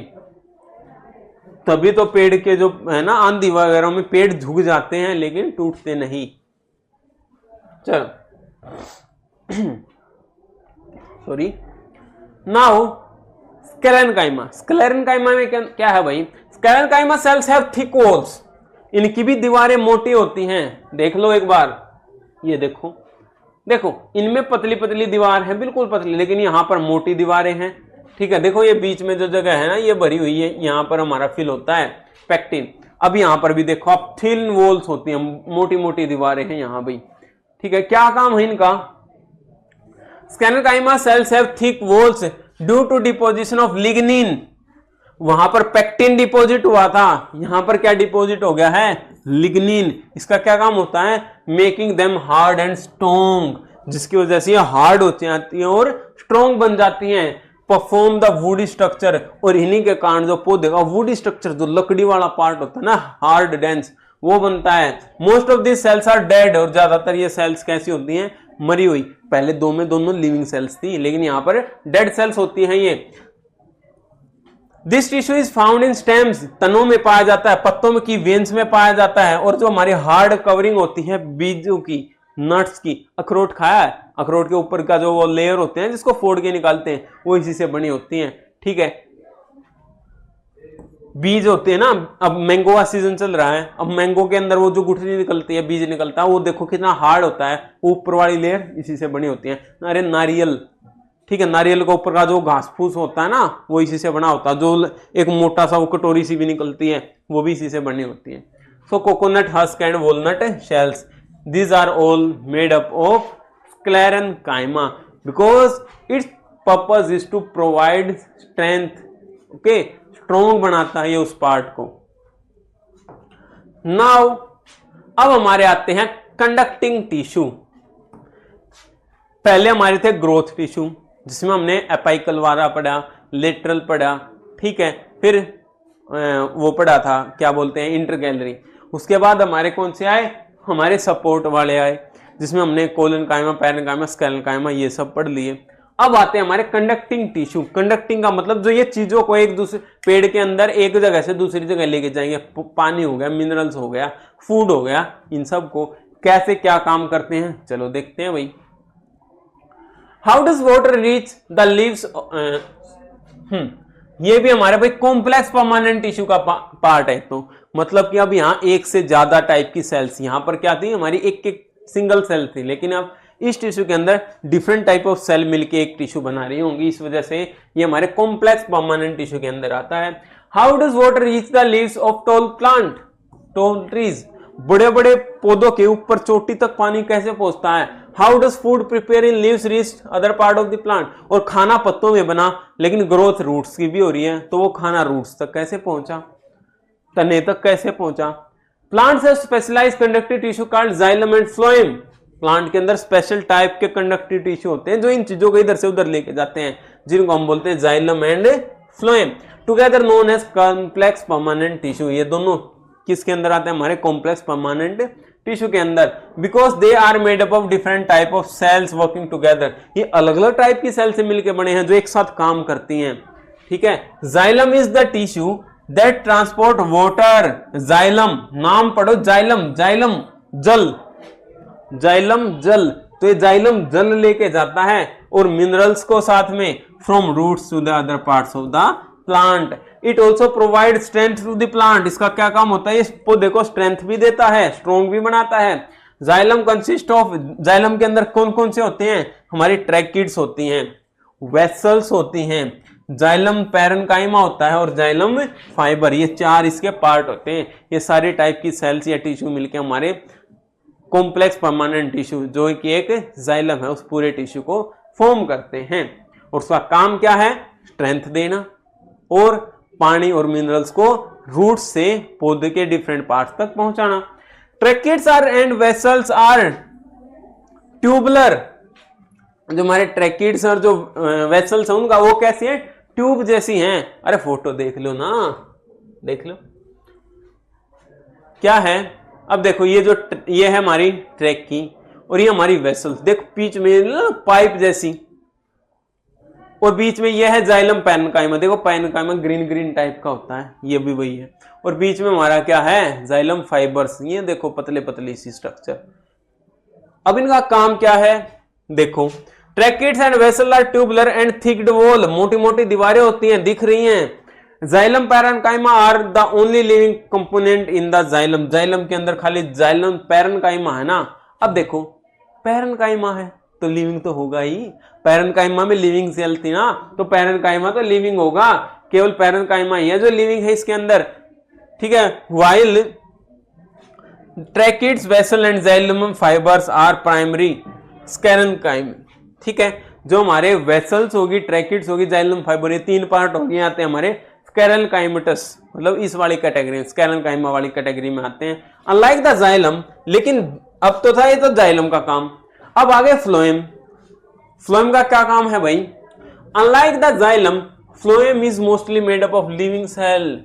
फ्लोएम हमारा ज्यादातर लिविंग सेल से बना है। जाइलम के अंदर केवल एक लिविंग सेल थी और वो भी कौन सी, पैरेन्काइमा वाली, ठीक है। अब it consist of sieve tube, इसके अंदर भी सीव ट्यूब होती हैं। कहां है भाई सीव ट्यूब, कहां है, ये रही सीव ट्यूब, ये वाला पार्ट है सीव ट्यूब, ठीक है। कंपेनियन सेल्स, साथ में क्या होते हैं हमारा कंपेनियन सेल्स, ये रही, ये रेड कलर वाली क्या हमारी कंपेनियन सेल। और phloem parenchyma and phloem fibers, तो फ्लोएम पैरेन्काइमा, ठीक है, ये ग्रीन वाला, और फ्लोएम फाइबर्स, ठीक है, ये सब होते हैं। अब क्या काम है शरीर का, देखो some cells are long and tubular, कुछ हमारी लंबी हैं और ट्यूब जैसे स्ट्रक्चर की हैं, एंड से एंड तक जुड़ी हुई हैं, ठीक है। परफोरेटेड वॉल्स, और मोटी मोटी दीवारें हैं। These cells form sieve tubes, तो ऐसी ऐसी जो सेल्स है ना वो मिलके क्या बनाती है, हमारी सीव ट्यूब बनाती है। ये वाली बनी हुई है जो सी, ये वाली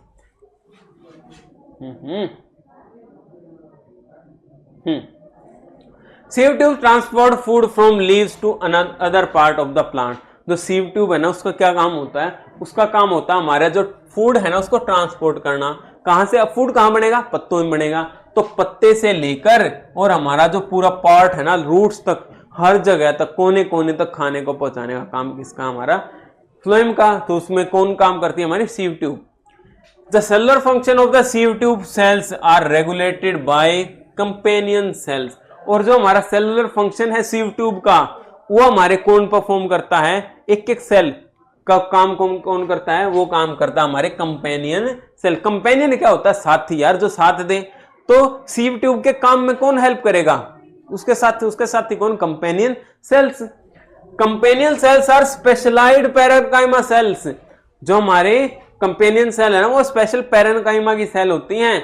मेन फंक्शन जो इनका होता है कंपेनियन सेल का वो होता है मॉनिटर लोडिंग, कि भाई हमारा जो, अब देखो ये है कंपेनियन सेल, ठीक है, ये देखती हैं कि भाई हाँ पैरेन्काइमा भर गया नहीं, जो हमारा ट्यूब है वो फिल हो गई या नहीं, और अगर भर गई है तो फिर उसको खाली कब करना है सीव ट्यूब के अंदर, ये सब कौन देखता है, हमारा कंपेनियन सेल।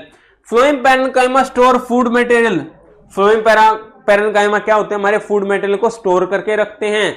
रेजिन्स, अरे जो गोंद चिपचिपा पार्ट निकलता पौधों में से वो, ठीक है। टेनिस एंड लेटेक्स भी हमारा कुछ कंपोनेंट होता है पौधों के अंदर।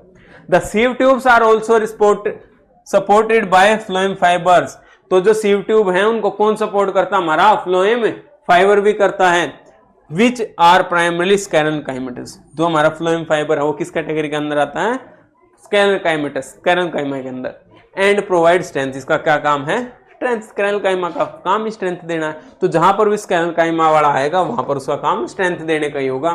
सो far we have studied different type of plant tissue based on their functions, तो हमने अभी तक अलग अलग टाइप के प्लांट टिश्यू पढ़ लिए, उनके अलग अलग फंक्शंस के। जैसे कुछ किसी का काम होता है प्रोटेक्शन देना, किसी का काम होता है सपोर्ट देना, कंडक्शन करना, ठीक है।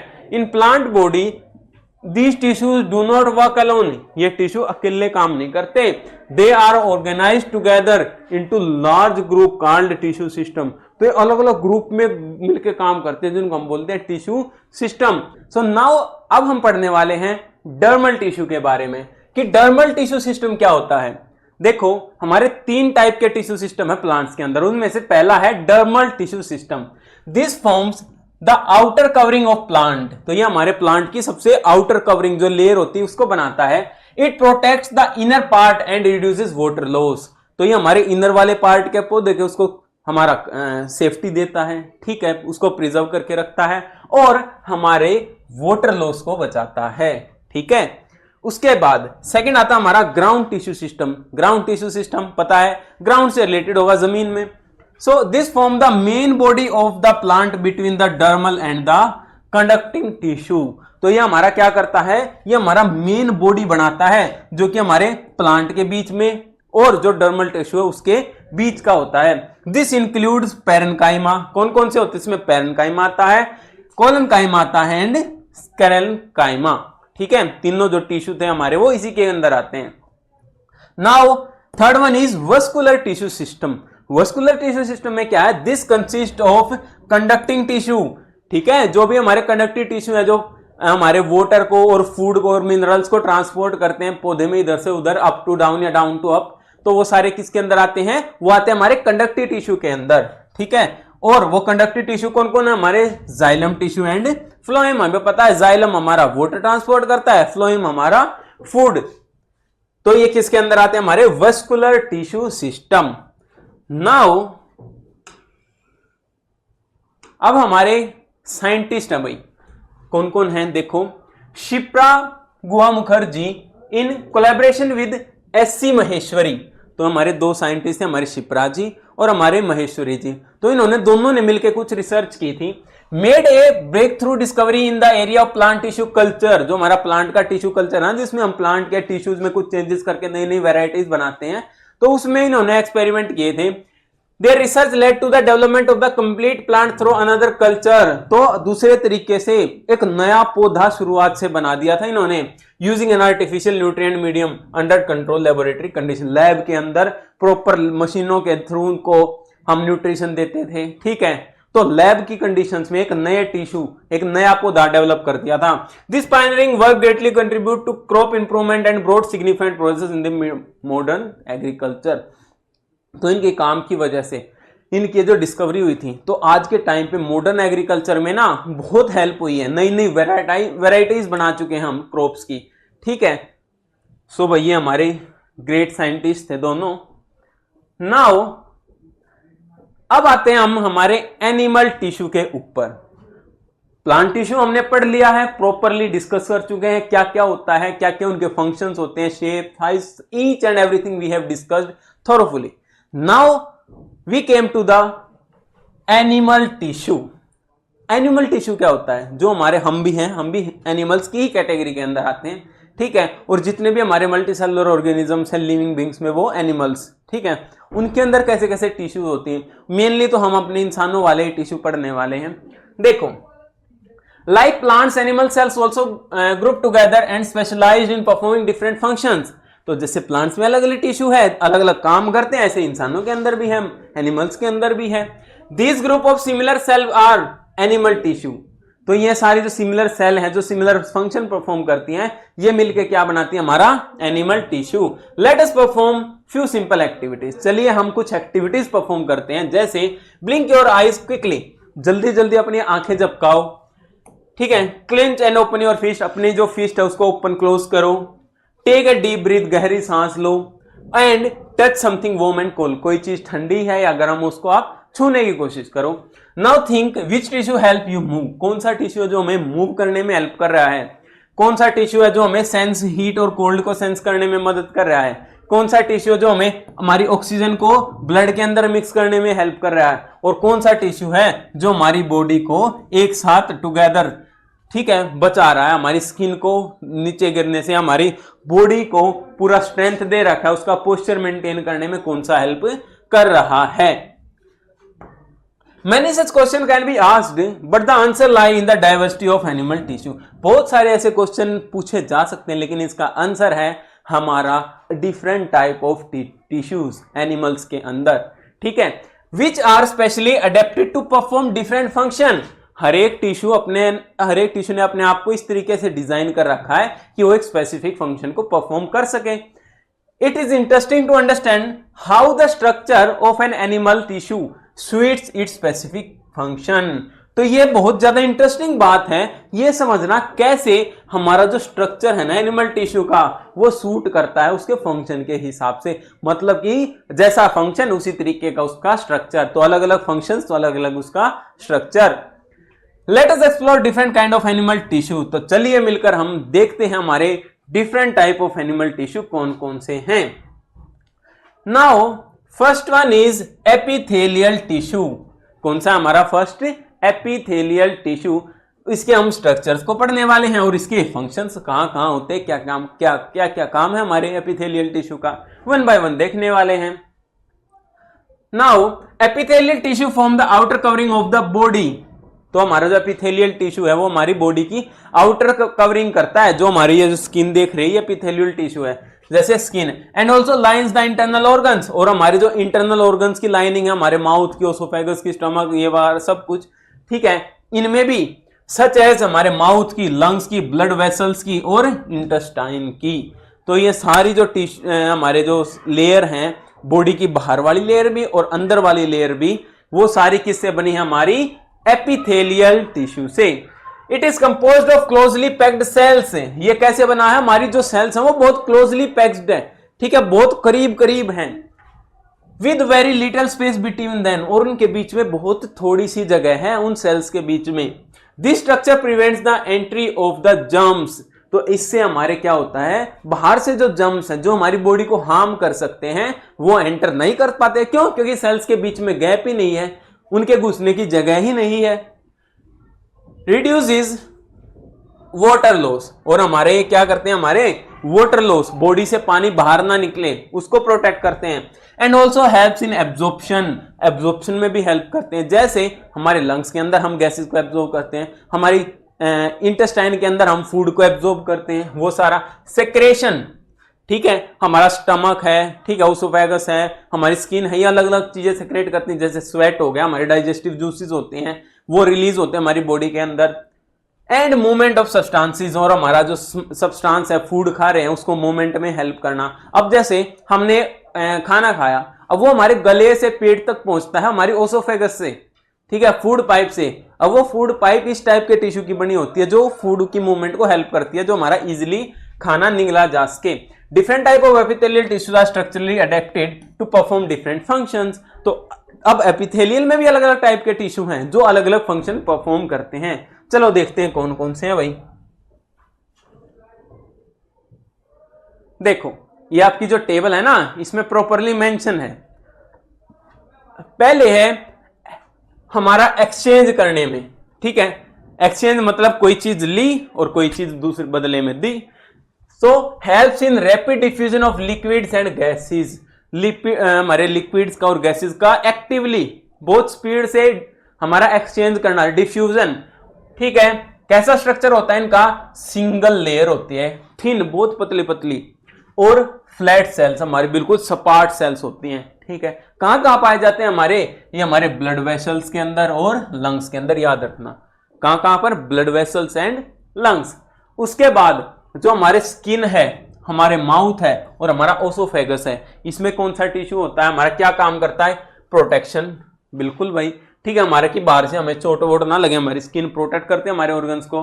और फ्रिक्शन और एंट्री ऑफ माइक्रोब्स, ठीक है। अब हम खाना खा रहे हैं तो उसका फ्रिक्शन, अंदर से हमारी जो ओसोफेगस है ना वो बहुत स्मूथ है, जिससे कि हमारा फूड इजीली हमारे स्टमक तक ट्रांसपोर्ट हो पाए, ठीक है, बीच में अटके वटके ना। तो ऐसा, या फिर हमारे माइक्रो ऑर्गेनिज्म से भी प्रोटेक्ट करना हमारी बॉडी को। तो ये क्या होती है? बहुत सारी सेल होती है एक लेयर में, ठीक है। तो जो आउटर सेल है वो फ्लैट होती है और टाइटली पैक्ड होती है, बिल्कुल बाहर वाली लेयर, क्योंकि ये मान के चलो ये हमारे प्रोटेक्टर्स हैं। तो अगर प्रोटेक्शन की सबसे बाहर वाली लेयर ही स्ट्रॉन्ग नहीं होगी तो हमारा जो प्रॉपर प्रोटेक्शन नहीं हो पाएगी।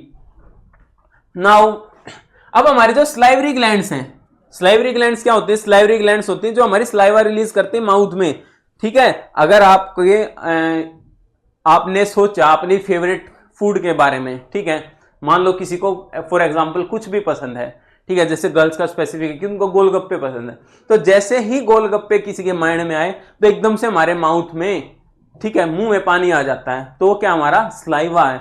तो वो स्लाइवरी ग्लैंड्स हमारी एक्टिव हो जाती हैं और स्लाइवा को रिलीज करते हैं, क्योंकि माइंड को वो टेस्ट याद आ जाता है गोलगप्पे का, ठीक है, और वो स्लाइवरी ग्लैंड्स उसको मतलब क्या कर लेती हैं, हमारी उस थिंकिंग को पकड़ लेती हैं, और हमारे उन्हें सोचता है, स्लाइवरी ग्लैंड सोचता है कि अब ये गोलगप्पे खाने वाला, तो मुंह में स्लाइवा चाहिएगा, ठीक है। स्लाइवा का काम क्या होता है, हमारे डाइजेशन में हेल्प करना, हमारे फूड को स्मूथ करना। तो और हमारी जो स्वेट ग्लैंड्स होती हैं, ठीक है, हमारे पेट में, हमारी स्किन के अंदर, ठीक है, जो हमारा पसीना रिलीज करती हैं, और जो स्टमक के अंदर हमारी जो लाइनिंग है, जो हमारी HCl म्यूकस रिलीज करती हैं, वो भी इसी से बनी होती हैं, ठीक है। इनका काम होता है सेक्रेशन का। ये हमारी mucus, enzymes, hormone, sweat, saliva, ये सब रिलीज करती हैं।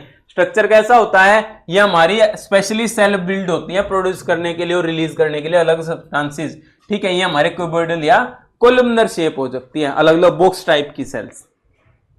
अब आता है हमारा सेंसरी पार्ट, जो हमारा सेंस करते हैं, ठीक है, जैसे स्मेल हो गया, सूंघना, टेस्ट, साउंड एंड बैलेंस, ये सारे होते हैं हमारी सेंसरी, ठीक है। ये कहाँ कहाँ पाई जाती है, हमारी नोस्ट्रिल में, नाक से हम स्मेल करते हैं। टेस्ट बर्ड्स हमारी टंग पे होती है, जीभ पे, और हमारे इनर ईयर में हमारे सुनने वाली सेंस होती हैं, ठीक है, ये हमारे सेंसरी पार्ट है। तो specialized receptor cells have hair like cilia, तो जो स्पेशल सेल होती हैं, ठीक है, जिनके ऊपर थोड़े थोड़े हेयर्स होते हैं, जो हमारे सेंस करने में हेल्प करते हैं। नाउ एब्जॉर्प्शन का काम कौन करते हैं हमारे, ठीक है, कहाँ कहाँ होता है एब्जॉर्प्शन, कहाँ होता है हमारा इंटेस्टाइन के अंदर होता है फूड का एब्जॉर्प्शन। तो कहाँ मिलेंगे हमें, in lining of the small intestine, ठीक है। एफिशिएंट अपटेक ऑफ न्यूट्रिएंट, अच्छे से हमारा न्यूट्रिएंट जो हम खा रहे हैं फूड के थ्रू, और हमारा जो वाटर वगैरह वो अच्छे से एब्जॉर्ब हो पाए बॉडी के अंदर। तो ये सिंगल लेयर होते हैं हमारे, और बड़े बड़े टोल पिलर लाइक सेल्स होती हैं, ठीक है, और often have hair like structure भी हो सकता है इनके ऊपर। तो ये हमने पढ़ी डिफरेंट टाइप्स के हमारे एपिथेलियल टिश्यू। अब आते हैं how are various parts connected to our body, हमारी बॉडी से अलग अलग जो हमारी बॉडी के पार्ट है वो कैसे कनेक्ट हो रखे हैं, उनके लिए हमारा काम आता है कनेक्टिव टिश्यू। ये देखो आपकी जो सेल्स हैं वो देखो, अब जो लंग्स वाली थी वो बोला था फ्लैट सेल्स हैं, बिल्कुल बहुत पतली सिंगल लेयर। हमारी सेंसरी वाली बताई लंबी लंबी होती, कोलम वाली, ठीक है, जैसे, और हमारी जो स्किन के अंदर होती हैं वो सब भी। अब लीवर के अंदर है जो सेक्रेशन का काम करती हैं, वो इस टाइप का स्ट्रक्चर होता है उनका। ये देखो जो हमारी इंटेस्टाइन के अंदर एब्जॉर्प्शन का काम करती है, उन्हें बताया था ना हेयर्स लाइक, ठीक है, और देखो ये हमारी सेंसरी थी, उसमें भी हेयर लाइक स्ट्रक्चर थे ऊपर सीलिया। तो ये सब स्ट्रक्चर देख सकते हो आप। These are different types of epithelial tissue. चलो देखो, ये थी नॉर्मल फ्लैट सेल, ये थी वो बॉक्स वाली टाइप, ठीक है, ये थी हमारी कोलम पिलर्स वाली। Now how are various parts of the body connected, हमारे शरीर के अलग अलग पार्ट्स कैसे कनेक्ट हैं एक दूसरे से। You have read that blood connect different part of the body by transporting nutrient, gases, hormone etcetera. हमें पता है, हमने पहली क्लास में पढ़ा है कि हमारा जो ब्लड है वो पूरी बॉडी को कनेक्ट करता है, हमारे अलग अलग चीजों को पहुंचाता है, हमारी ऑक्सीजन पहुंचाता है, न्यूट्रिएंट्स को पहुंचाता है, ठीक है, फूड का, वाटर, सब कुछ ट्रांसपोर्ट करता है। In the same way bones connect that support the body from head to toe, और हमारे पैर से, सिर से लेके पैर तक हमारी बॉडी में जो हड्डियां हैं वो एक दूसरे से कनेक्ट हो रही हैं, हमारी बॉडी का पोस्चर बन रहा है, बैलेंस बन रहा है।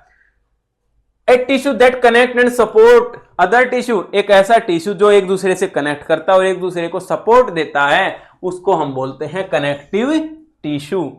कौन सा tissue, connective tissue. Both blood and bones are connective tissue, तो हमारा ब्लड भी और हमारी हड्डियां हैं वो भी किस टिश्यू का एग्जांपल है, these both are example of connective tissue. So both are connective tissue, they differ in composition and consistency। हालांकि ये कैटेगरी के अंदर सेम आते हैं, लेकिन इनका जो बनावट है, अब ब्लड हमारा लिक्विड है, ठीक है, और हमारी बोन्स सॉलिड है ना, तो लेकिन इनकी कैटेगरी तो सेम है, लेकिन हमारा इनका जो बनावट है, इनकी फॉर्मेशन, इनका स्ट्रक्चर है वो डिफरेंट है, एंड फंक्शन भी डिफरेंट है। Blood is fluid while bone is hard, पढ़ लिया।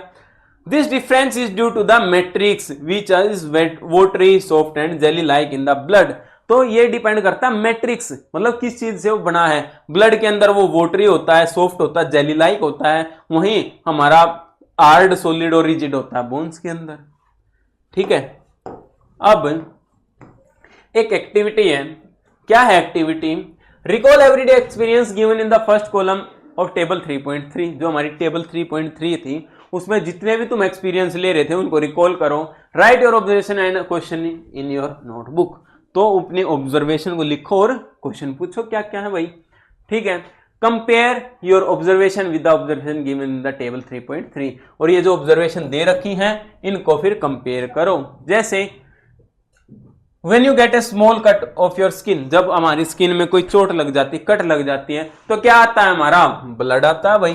ठीक है, और कुछ टाइम बाद फिर वहां ब्लड क्लोटिंग हो जाती है, खून आना बंद हो जाता है। What causes blood to clot? कैसा, कौन चीज थी जिसकी वजह से हमारा ब्लड बहना रुक गया हमारी बॉडी से? दूसरा, when you get a skin infection, जब हमारे स्किन पर कोई इन्फेक्शन वगैरह हो जाता है तब तो वो एरिया हमारा लाल हो जाता है या कई बार वो सूज भी जाता है। ठीक है, यू मे हैव फीवर, आपको बुखार भी आ सकता है। ऐसा क्यों? ये क्वेश्चन क्या आता है, ऐसा क्यों? व्हेन यू एक्सरसाइज और रन, जब आप एक्सरसाइज करते हो या दौड़ते हो, यू ब्रीथ फास्टर, आप जल्दी जल्दी सांस लेते हो। यू फेस में टर्न रेड, और आपका चेहरा भी लाल हो सकता है। क्यों? ठीक है, अब इन्हीं के आंसर जानेंगे। The everyday experience mentioned above are the related to blood and its component। तो ये सारे ब्लड से रिलेटेड चीजें थी, ब्लड हमारा रिस्पॉन्सिबल था। जैसे जो हमारा रेड कलर है ब्लड का, ठीक है, वो हमें पता है हीमोग्लोबिन की वजह से हमारा, जिनके अंदर आयरन रिच प्रोटीन होता है हमारी रेड ब्लड सेल के अंदर। ठीक है, रेड ब्लड सेल हमारी 4 महीने तक जीवित रहती है, 120 डेज का इनकी हमारी लाइफ होती है, फिर ये मर जाती हैं और हमारी बॉडी में दूसरी आरबीसी बन जाती हैं। ठीक है, प्लेटलेट का काम होता है हमारे ब्लड को क्लोट करना। ब्लड के अंदर एक हमारी कंपोनेंट है प्लेटलेट, जैसे आरबीसी होती है, red blood cell, white blood cells का। रेड आरबीसी का काम होता है हमारा हीमोग्लोबिन कैरी करना, उसके साथ ऑक्सीजन वगैरह न्यूट्रिएंट्स को लेके जाना। व्हाइट ब्लड सेल का होता है हमारा हमें बाहर की माइक्रोब से लड़ना, फाइटिंग का, प्रोटेक्शन का। ठीक है, और हमारी प्लेटलेट्स का काम है ब्लड को क्लोट करवाना। ठीक है, अगर मान लो चोट लग गई, कहीं से खून बह रहा, तो प्लेटलेट सारी उस हिस्से पे इकट्ठी हो जाएंगे और एक बाउंड्री बना लेंगे जिससे ब्लड फिर बाहर नहीं जा पाएगा।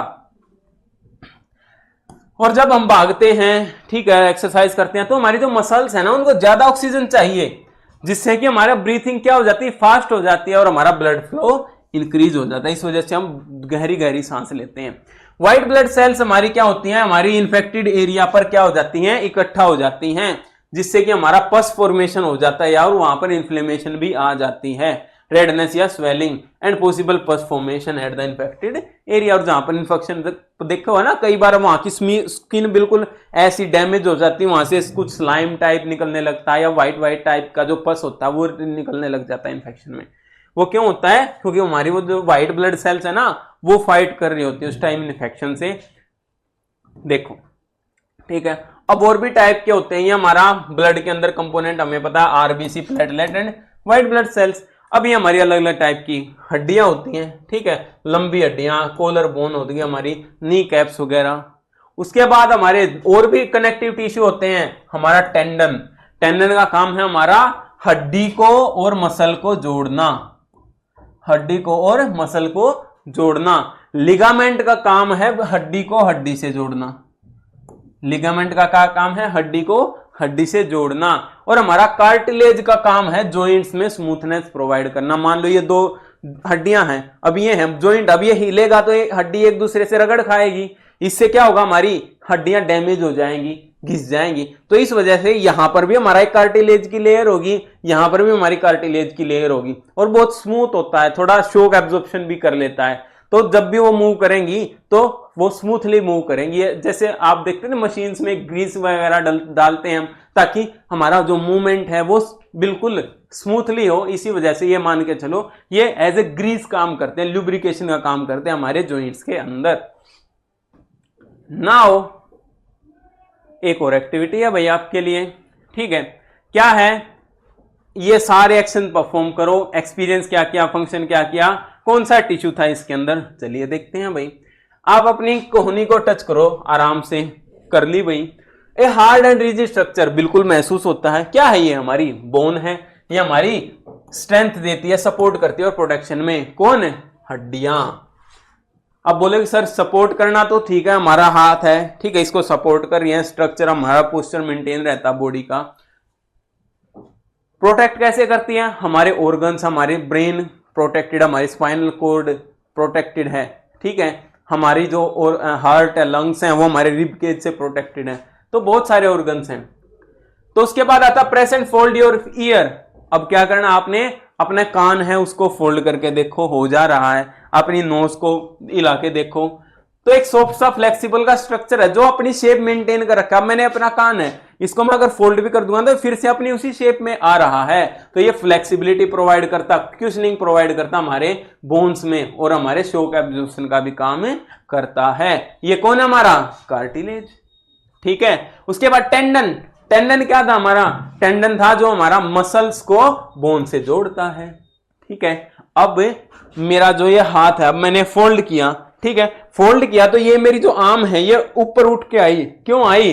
क्योंकि यहां की जो मसल थी ना, ये इस हड्डी से कनेक्ट है। तो जब ये मसल मेरी कंट्रैक्ट होगी, ठीक है, ये सिकुड़ेगी, तो ये सिकुड़ेगी, ये हमारी मसल जुड़ी हुई है टेंडन के थ्रू इस हड्डी से, तो ये इस हड्डी को भी उठा के लेके आएगी, ठीक है, और मेरा हाथ है जो फोल्ड हो जाएगा। उसके बाद आता है लिगामेंट। लिगामेंट होता है हड्डी को हड्डी से जोड़ना, वरना हड्डी इधर उधर डिसलोकेट हो जाएंगी, तो उसको अपनी जगह पर मेंटेन करना, जॉइंट को स्ट्रॉन्ग करना, स्ट्रेंथ देना, वो कौन काम करता है? हमारा, उसका काम होता है हमारा लिगामेंट का, ठीक है। चलो ये हमने पढ़ लिया बोन्स का, ठीक है। रिजिड मैट्रिक्स होता है, कैल्शियम और फास्फोरस से बनी होती है हमारी बोन्स, ठीक है, जो हमें स्ट्रेंथ और रिजिडिटी प्रोवाइड करती है हमारी बॉडी को। इन कंट्रास्ट ऑफ कार्टिलेज, लेकिन कार्टिलेज क्या होता है? हमारा सॉफ्ट होता है, जेली लाइक मैट्रिक्स होती है जो फ्लेक्सिबिलिटी एंड क्यूशनिंग प्रोवाइड करता है हमारे जॉइंट्स में, ठीक है, हमारे ईयर्स में, नोज में, हमारा इवन जो वॉइस बॉक्स है ना, हमारा जो लेरनेक्स है, वो भी कार्टिलेज का बना हुआ है। देखो आप वॉइस बॉक्स है ना, उसको आप दबा भी सकते हो, ठीक है, हड्डी नहीं होती वो, लिगामेंट इससे बना होता है हमारा कार्टिलेज का। टेंडन जो हमारे कनेक्ट करते हैं मसल को बोन से, और हमारा जो लिगामेंट होते हैं, ठीक है, वो कहां कनेक्ट करते हैं? हमारे लिगामेंट कनेक्ट करते हैं बोन को बोन से। क्लियर है यहां तक? अब आता है can we control the movement in our body. क्या हम अपने शरीर के अंदर जो हमारी मूवमेंट्स हो रही है उनको हम कंट्रोल कर सकते हैं? बिल्कुल कर सकते हैं। अब मैं यहां खड़ा हूं, ठीक है, अब मैं थोड़ी देर पहले हिल रहा था, तो मैं कंट्रोल कर पा रहा हूं कुछ मूवमेंट को। मैंने अपना हाथ ऊपर उठा लिया, यहां ले आया, नीचे ले आया, अब नहीं जा रहा हाथ ऊपर। क्यों? क्योंकि मैंने कंट्रोल कर लिया। मैंने जब कमांड दी, हाथ उठ गया, कमांड दी, नीचे हो गया, कमांड दी कि यहीं रुका रहो, यहीं रुका रहेगा। तो मेरे कंट्रोल में है मेरी बॉडी के कुछ एक्शन। मैं क्या बोलूंगा, मैं कैसे चलूंगा, मैं, ठीक है, दौड़ूंगा, धीरे चलूंगा, क्या बोलूंगा, मेरी आईज की मूवमेंट, ये सारी मेरी कंट्रोल के अंदर हैं। लेकिन फिर भी कुछ मूवमेंट्स हैं जिनको हम कंट्रोल नहीं कर सकते। फॉर एग्जाम्पल, ब्रीदिंग को नहीं कंट्रोल कर सकते, हमारी हार्ट बीट को नहीं कंट्रोल कर सकते, हम अपने ब्लड प्रेशर को नहीं कंट्रोल कर सकते, हम खाना खाते हैं, हमारा फूड मूव होता है हमारे स्टमक के अंदर से, उस मूवमेंट को नहीं हम कंट्रोल कर सकते, ठीक है। ये होते हैं हमारे इनवॉलेंट्री एक्शन। वॉलेंट्री एक्शन होते हैं जो हमारे कंट्रोल में होते हैं, जो इन्हें हम कंट्रोल कर सकते हैं। तो some moments are under our conscious control, such as, जैसे हमारा रनिंग, लिफ्टिंग, राइटिंग ऑब्जेक्ट, ये सब क्या है? हमारा कंट्रोल के अंदर है, इनको हम वॉलेंट्री मोमेंट्स बोलते हैं। ये हमारा, ठीक है, स्केलेटल मसल के द्वारा किए जाते हैं। इन सारे कामों को करने में हमारी कौन सी मसल्स काम करती हैं? स्केलेटल मसल्स होती हैं जो हड्डियों की मूवमेंट करने में, जो बोन टू बोन कनेक्ट हैं, ठीक है, वो होती है skeletal muscle, which are attached to skeleton, जो हमारे हड्डियों के ढांचे से जुड़ी हुई हैं। They are made up of bundles of long cylindrical cells. ये पूरा बंडल होता है, लंबी लंबी सेल होती है हमारी मसल की, ठीक है, जिसको हम क्या बोलते हैं? Muscle fibre. मसल फाइबर मिल के हमारी स्ट्रॉन्ग मसल बनाती हैं। विच आर अनब्रांच्ड, ये कैसी होती हैं? अनब्रांच्ड, जिनकी एक सिंगल सेल होगी, कोई ब्रांच नहीं निकली होगी। मल्टी न्यूक्लिएट, इनमें 2 या 2 से ज्यादा न्यूक्लियस प्रेजेंट होता है, ठीक है। स्ट्रेटेड होती, बिल्कुल सीधी होती हैं, टेढ़ी मेढ़ी नहीं होती, ठीक है। Showing light and dark band, तो कहीं पर तुम्हें गहरा रंग मिलेगा, कहीं पर हल्का रंग मिलेगा इनके अंदर। Are there involuntary movements in the body, क्या हमारी बॉडी के अंदर इनवॉलेंट्री मूवमेंट्स हैं? बिल्कुल भाई। In yes many movements are automatically without conscious control. ऐसी बहुत सारी मूवमेंट होती है हमारी बॉडी के अंदर जिन्हें हम कंट्रोल नहीं कर रहे होते हैं। हमारा दिल धड़क रहा है, हमारे लंग्स काम कर रहे हैं, ठीक है, जैसे movement of food in the intestine and the breathing and of heart, ठीक है, beating of heart, breathing, these are called involuntary movements. इनको हम क्या बोलते हैं, हमारे involuntary movements. The muscle responsible for these are involuntary muscles. कौन सी होती है हमारी इनवॉलेंटरी मसल्स, इनको हम स्मूथ मसल्स भी बोलते हैं। Which are found in organs, जो हमारे पेट के अंदर पाई जाती है, इंटेस्टाइन वगैरह के अंदर पाई जाती हैं, ठीक है। Their cells are spindle shape, इनकी शेप कैसी होती है हमारी स्पिंडल शेप। ये देखो मसल होती है, ये क्या होती है हमारी बिल्कुल स्ट्रेट होती हैं, ठीक है, मल्टी न्यूक्लिएट होती हैं, लेकिन ये स्पिंडल शेप की होती हैं, बीच में से पतली, बीच में से मोटी, एंड से पतली, ठीक है। हाँ, और ये हमारी they help in slow continuous movement, slow movement होती है लेकिन कंटिन्यू मूवमेंट होती रहती है, उसमें हेल्प करती हैं। थर्ड टाइप की हमारी मसल है कार्डियक मसल। कार्डियक नाम सुनते ही समझ लाना हार्ट से रिलेटेड है हमारी, जैसे हार्ट के डॉक्टर को बोलते हैं ना हम कार्डियोलॉजिस्ट, इसी तरीके से हमारे जो कार्डियक का मतलब है हार्ट से रिलेटेड। तो जो हमारी कार्डियक मसल्स हैं वो क्या, हमारी ऐसी मसल्स जो हार्ट है, ठीक है, हार्ट में काम करती हैं। हमारा जो पूरा हार्ट है वो मस्कुलर ऑर्गन है ना, ये हमारे this are only found in the heart, their fiber are cylindrical, इनके फाइबर्स हैं, इनकी सेल्स हैं वो सिलेंड्रिकल होती हैं, ब्रांच्ड होती हैं, इनमें से एक में से दूसरी ब्रांच निकली होती है, लेकिन न्यूक्लियस सिंगल रहता है, और इनकी फेंट स्ट्रेटनेस मतलब थोड़ी थोड़ी ये सीधी होती हैं।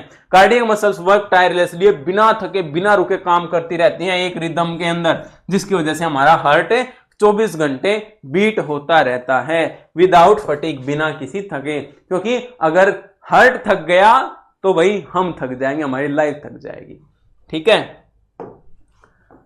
ये देखो ये होती है हमारी, देखो ये एक सेल में से दूसरी जुड़ गई, ठीक है, यहां से ये जुड़ गई, तो ब्रांच्ड सेल है, ठीक है।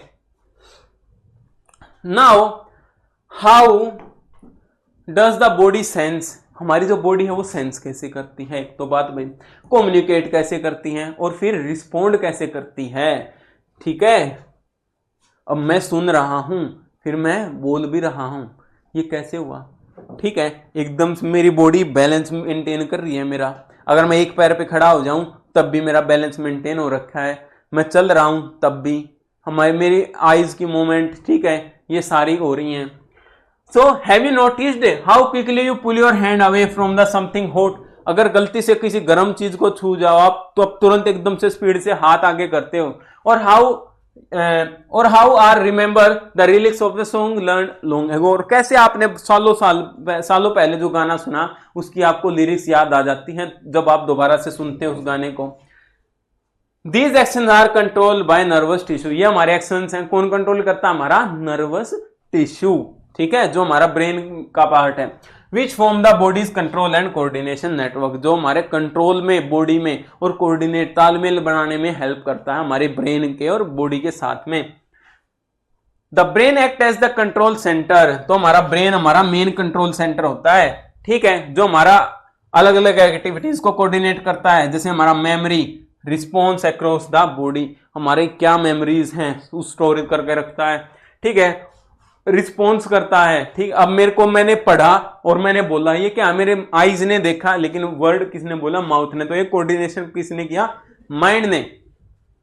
Now both voluntary and involuntary can not functions independently, जो हमारे वॉलेंट्री हैं, ठीक है, हाँ, जो हमारी मसल्स हैं जो वॉलेंट्री हो या इनवॉलेंट्री हो, ये एक साथ इंडिपेंडेंटली काम नहीं कर सकती। इनको कौन कंट्रोल करता है, brain. They receive instruction from nervous tissue. For example during exercise the brain signal the heart to beat faster to increase the oxygen demand. क्योंकि मान लो आप नॉर्मल हूं, अब मैं खड़ा हूं, मैं आपको पढ़ा रहा हूं, मेरी ब्रीथिंग नॉर्मल है, थोड़ी सी ज्यादा हो सकती है क्योंकि बोलना पड़ रहा है, ठीक है, एनर्जी खपत हो रही ज्यादा, लेकिन अगर मैं आराम से बैठा हूं तो मेरी ब्रीथिंग बिल्कुल स्लो होगी।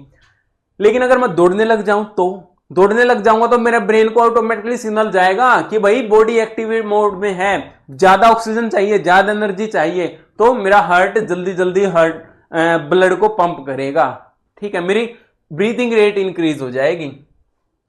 ये किसने सेल्स को हार्ट को किसने सिग्नल भेजा, हमारे ब्रेन ने, और ब्रेन ने किसके थ्रू भेजा, नर्वस टिश्यू के। क्लियर है। The cells of nervous tissue are called neuron. जो हमारी नर्वस टिश्यू की सेल होती है उसको क्या बोलते हैं? न्यूरॉन। ये देखो ये आपका पिक्चर भी दिखा रखी है न्यूरॉन की कैसा होता है, ठीक है, या फिर इसको नर्व सेल भी बोलते हैं। Which are specialized to receive, process and transmit message. इनका काम क्या होता है? ये रिसीव करते हैं, ये प्रोसेस करते हैं इंफॉर्मेशन को और फिर आगे भेज देते हैं जो भी ब्रेन ने मैसेज भेजा या ब्रेन तक जो मैसेज पहुंचाना है। Each neuron has 3 main part. हर एक के 3 मेन पार्ट हैं।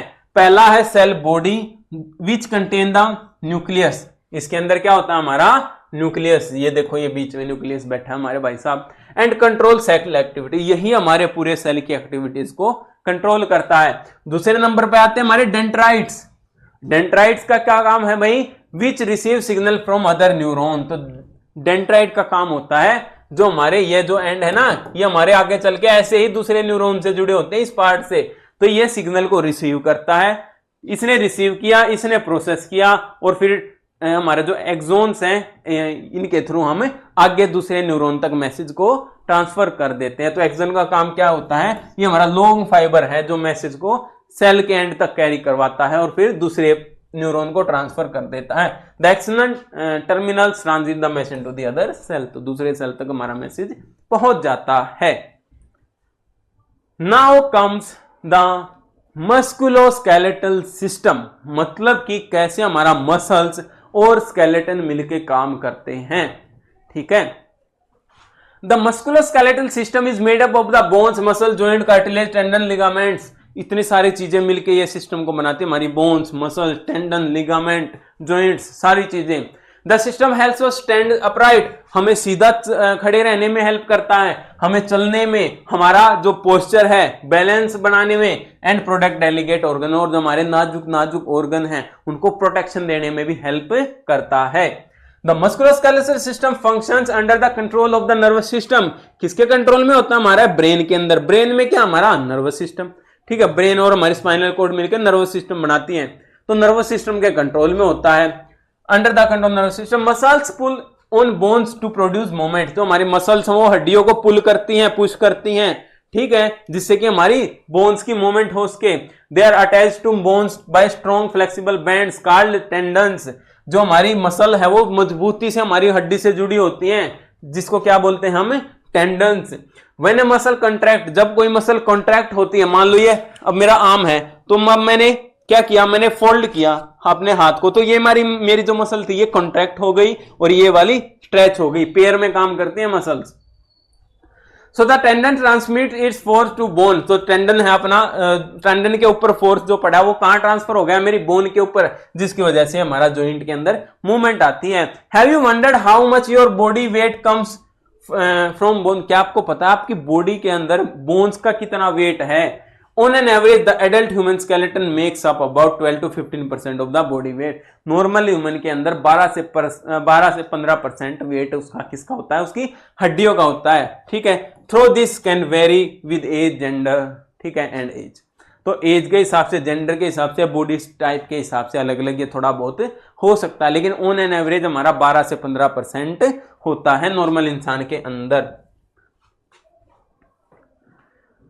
ये आपकी एक एक्टिविटी है जिसके अंदर हम पता लगा सकते हैं कि हमारा जो बॉडी मास इंडेक्स है वो कितना है, कि हमारा मसल्स का मास कितना है, हमारा बोन का मास कितना है, ठीक है। एक्टिविटी आप कर सकते हो, बिल्कुल इजी है।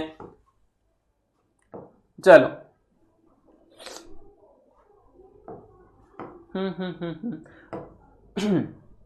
तो अब आपकी एक और एक्टिविटी है जिसमें आपको अलग अलग अपने बॉडी पार्ट्स की मूवमेंट करनी है और ऑब्जर्व करनी है आप कितनी मूवमेंट कर पा रहे हो।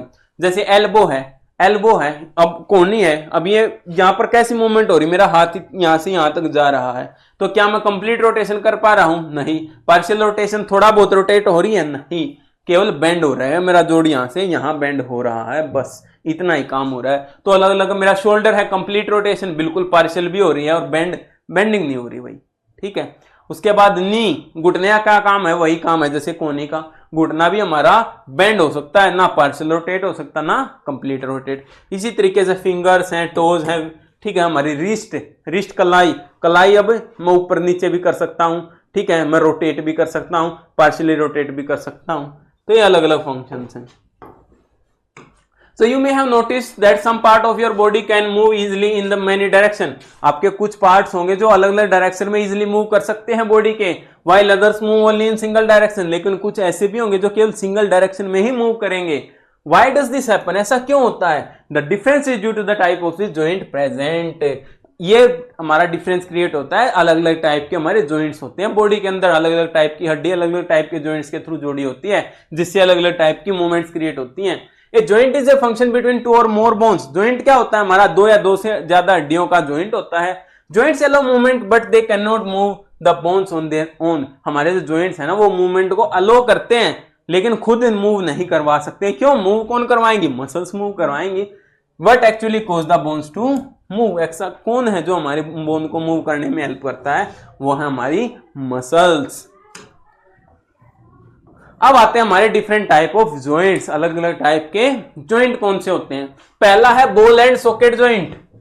ठीक है, कौन सा है? Ball and socket. एक बॉल होगी, एक सॉकेट होगा, ऐसे फिक्स हो जाएगा और हमारी फिर ऐसे 360 डिग्री रोटेशन वाली मूवमेंट हो जाएगी. ठीक है. The shoulder joint allows free movement of the arm. हमारे पूरे हाथ की 360 डिग्री ऑल डायरेक्शन की मूवमेंट हो जाती है. ठीक है. This is because the rounded top of the upper arm bone fits into a shallow hollow of the shoulder bone.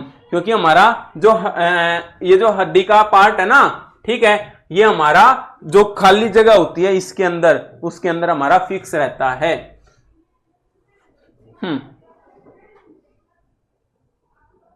चल, उसके बाद forming ball and socket joint, जिससे कि हमारा जैसे हड्डी है ना, ये हमारी शोल्डर बोन के अंदर खाली जगह होती है, ऐसे मान ले राउंड शेप, और हड्डी में ऐसा पार्ट होता है जो इसके अंदर फिक्स हो जाता है, हमारे हाथ वाला. तो ये जॉइंट हो गई कंधे वाली से, और फिर हमारा हाथ इजीली मूव होता रहता है. उसके बाद इसी जॉइंट को क्या बोलते हैं हम? Ball and socket joint. Together with the collar bone the shoulder form the shoulder girdle, जिससे हमारा शोल्डर ग्रिडल बन जाता है, which connect the arm to the skeleton, जो हमारे आर्म को किससे कनेक्ट करता है? हमारे स्केलेटन से. This joint allows forward backward sideways circular movement. ऐसे जॉइंट हर टाइप की मूवमेंट, आगे पीछे सर्कुलर राउंड, हर टाइप की मूवमेंट को अलो करते हैं. सेकंड आता है हमारा हिंज जॉइंट. हिंज जॉइंट का कैसा है भाई? देखो, अनलाइक द शोल्डर की जॉइंट की तरह the bone bends and straightens in one direction. ये केवल हमारी एक डायरेक्शन में बेंड हो सकती है और एक डायरेक्शन में ही खुल सकती है. लाइक डोर हिंज, जैसे हमारा डोर होता है ना, एक डायरेक्शन में खुल गया, एक उसी में मूव करेगा वो, और ऊपर नीचे कैसे भी मूव नहीं कर सकता. This type of joint is called hinge joint. ऐसे टाइप को हम क्या बोलते हैं? Hinge joint. A similar hinge joint is present in the knee. ऐसा ही जॉइंट हमारे घुटनों में भी होता है, हमारी कोहनी में भी होता है. Where a small bone called knee cap protect the joint. लेकिन अब देखोगे हमारे जो हड्डी है ना नी, उस पर एक सामने एक बोल सी है, एक लेयर, एक अलग से नी कैप है जिसको हम नी कैप बोलते हैं. वो हमारे जॉइंट को प्रोटेक्ट करती है, क्योंकि हमारा हो सकता है ना कई बार हमारा घुटना कहीं भी लग जाता है, तो नी कैप उसको प्रोटेक्ट करती है कि हमारे जॉइंट पर कोई भी चोट ना आए. थर्ड टाइप का हमारा आता है पीवियट जॉइंट. कौन सा है? पीवियट जॉइंट. पीवियट जॉइंट कौन सा होता है हमारा? पीवियट जॉइंट होता है, now try shaking your head. No, तो भाई अपने सिर को हिलाने की कोशिश करो. Place your hand at the back of your neck. अपने हाथ को यहां रखो और फिर हिलाओ. And feel the gentle movement. और धीरे धीरे मूव करोगे तो आपको यहां से मूवमेंट फील होगी. How does the neck move so freely. हमारी जो गर्दन है वो इतनी फ्री होके कैसे मूव करती है? The skull is connected to the backbone through a pivot joint. क्योंकि हमारी जो स्कल है वो हमारी बैकबोन से एक पीवियट जॉइंट के थ्रू जॉइन है, which allows the head to move side and side like a door knob turning in its socket. तो जिस तरीके से हमारा एक डोर नोब होता है, जैसे कई बार जो गेट नहीं होते बड़े वाले गेट, एक तो देखोगे आप, एक होता है ऊपर हिंज, लेकिन एक होता है जो जमीन में गड़ा रहता है. ठीक है, जमीन में गड़ा रहेगा और उसके ऊपर हमारा एक गेट के जो जॉइंट है वो कैप फिक्स हो जाती है, जिसकी वजह से नीचे से वो रोटेट होता है, ऊपर हिंज वाला काम करता है. तो ये होता है हमारा पीवियट जॉइंट. उसके बाद आते हैं हमारा फोर्थ टाइप, वो है हमारा फिक्स्ड जॉइंट। ये ऐसे जॉइंट होते हैं जिनके अंदर कोई भी मूवमेंट नहीं होती, ये हड्डियां बस जुड़ गई तो जुड़ गई, अब हिलेंगी ही नहीं अपनी जगह से। The skull is the hard case to flat bone joint together. हमारा स्कल इसका एग्जांपल है जहां पर हमारी फ्लैट हड्डियां बिल्कुल वो एक दूसरे से जुड़ी हुई हैं, जिससे हमारा ब्रेन प्रोटेक्टेड रहता है, हमारे आंख कान ये सब प्रोटेक्टेड रहते हैं। The bones of the skull are connected by fixed joint. तो ये जो हमारी हड्डियां हैं ना स्कल की, ये फिक्स्ड जॉइंट के थ्रू एक दूसरे से कनेक्टेड हैं, which means the bones of the school can not move. इससे पता लगता है कि हमारी जो स्कल की हड्डियां हैं वो मूव नहीं कर सकती। This keeps the brain safe even when the body moves. इसकी वजह से हमारा जो ब्रेन है वो प्रोटेक्टेड रहता है जब हमारी बॉडी इधर से उधर मूव करती है, क्योंकि ब्रेन बहुत डेलिकेट ऑर्गन है, इसके साथ हम ज्यादा रिस्क नहीं ले सकते। उसके बाद भाई हाँ, रेडी टू गो बियॉन्ड, ये देखते हैं आपका कुछ फैक्ट है। क्या है? Stem cells in the bone marrow are special cells that can divide and make new cell. हमारी स्टेम सेल होती है, हमारी बोन मैरो, हमारी हड्डियां ना अंदर से थोड़ी खोखली होती है, उसके अंदर हमारा बोन मैरो फिल होता है, वहीं पर हमारी रेड ब्लड सेल्स वगैरह बनती हैं, तो वहीं पर हमारी नई सेल बनती हैं उस बोन मैरो में से ही। तो इन ए बोन मैरो ट्रांसप्लांट, जब हमारा बोन मैरो ट्रांसप्लांट होता है किसी के दूसरे पर्सन के अंदर, stem cell form a healthy person are given to the patient who have blood cancer like leukemia or disorder such as thalassemia। तो एक हेल्दी इंसान की जो स्टेम सेल्स है ना वो ट्रांसफर की जाती है दूसरे इंसान के अंदर। क्यों? क्योंकि ब्लड कैंसर की वजह से उसके जो ये स्टेम सेल्स हैं ये डिफेक्टिव हो चुकी होती हैं, वो नई सेल्स नहीं बना रही होती, या फिर नई सेल्स भी बनाती हैं तो वो इतनी ज्यादा लार्ज अमाउंट में सेल्स बनाती हैं जो बॉडी के लिए आउट ऑफ कंट्रोल हो जाती है। इस वजह से हमारा ये जो ट्रांसप्लांट करना पड़ता है बोन मैरो का, ठीक है। इसी तरीके से हमारा जो देखो कल्चर में हमारे अलग अलग डांस फॉर्म है ना, तो ये हमारे बॉडी के अलग अलग मूवमेंट्स के अलग अलग जॉइंट्स के जो मूवमेंट हैं उनको शो कर रहा है, कैसे हम अपने जॉइंट्स की मूव करके हम अलग अलग पोस्चर्स अलग अलग पोजीशंस क्रिएट कर सकते हैं डांस की, ठीक है। अब आता है हमारा स्केलेटल सिस्टम। क्या आता है? Skeletal system. और इसके बाद शायद हमारा चैप्टर भी है वो खत्म होने की कगार पर आ जाएगा। हाँ भाई, this is the last topic. चलो, कौन सा? हमारा स्केलेटल सिस्टम। स्केलेटल सिस्टम के अंदर क्या है? Skeletal system consist of framework of bones that provide strength and protects delicate internal organ.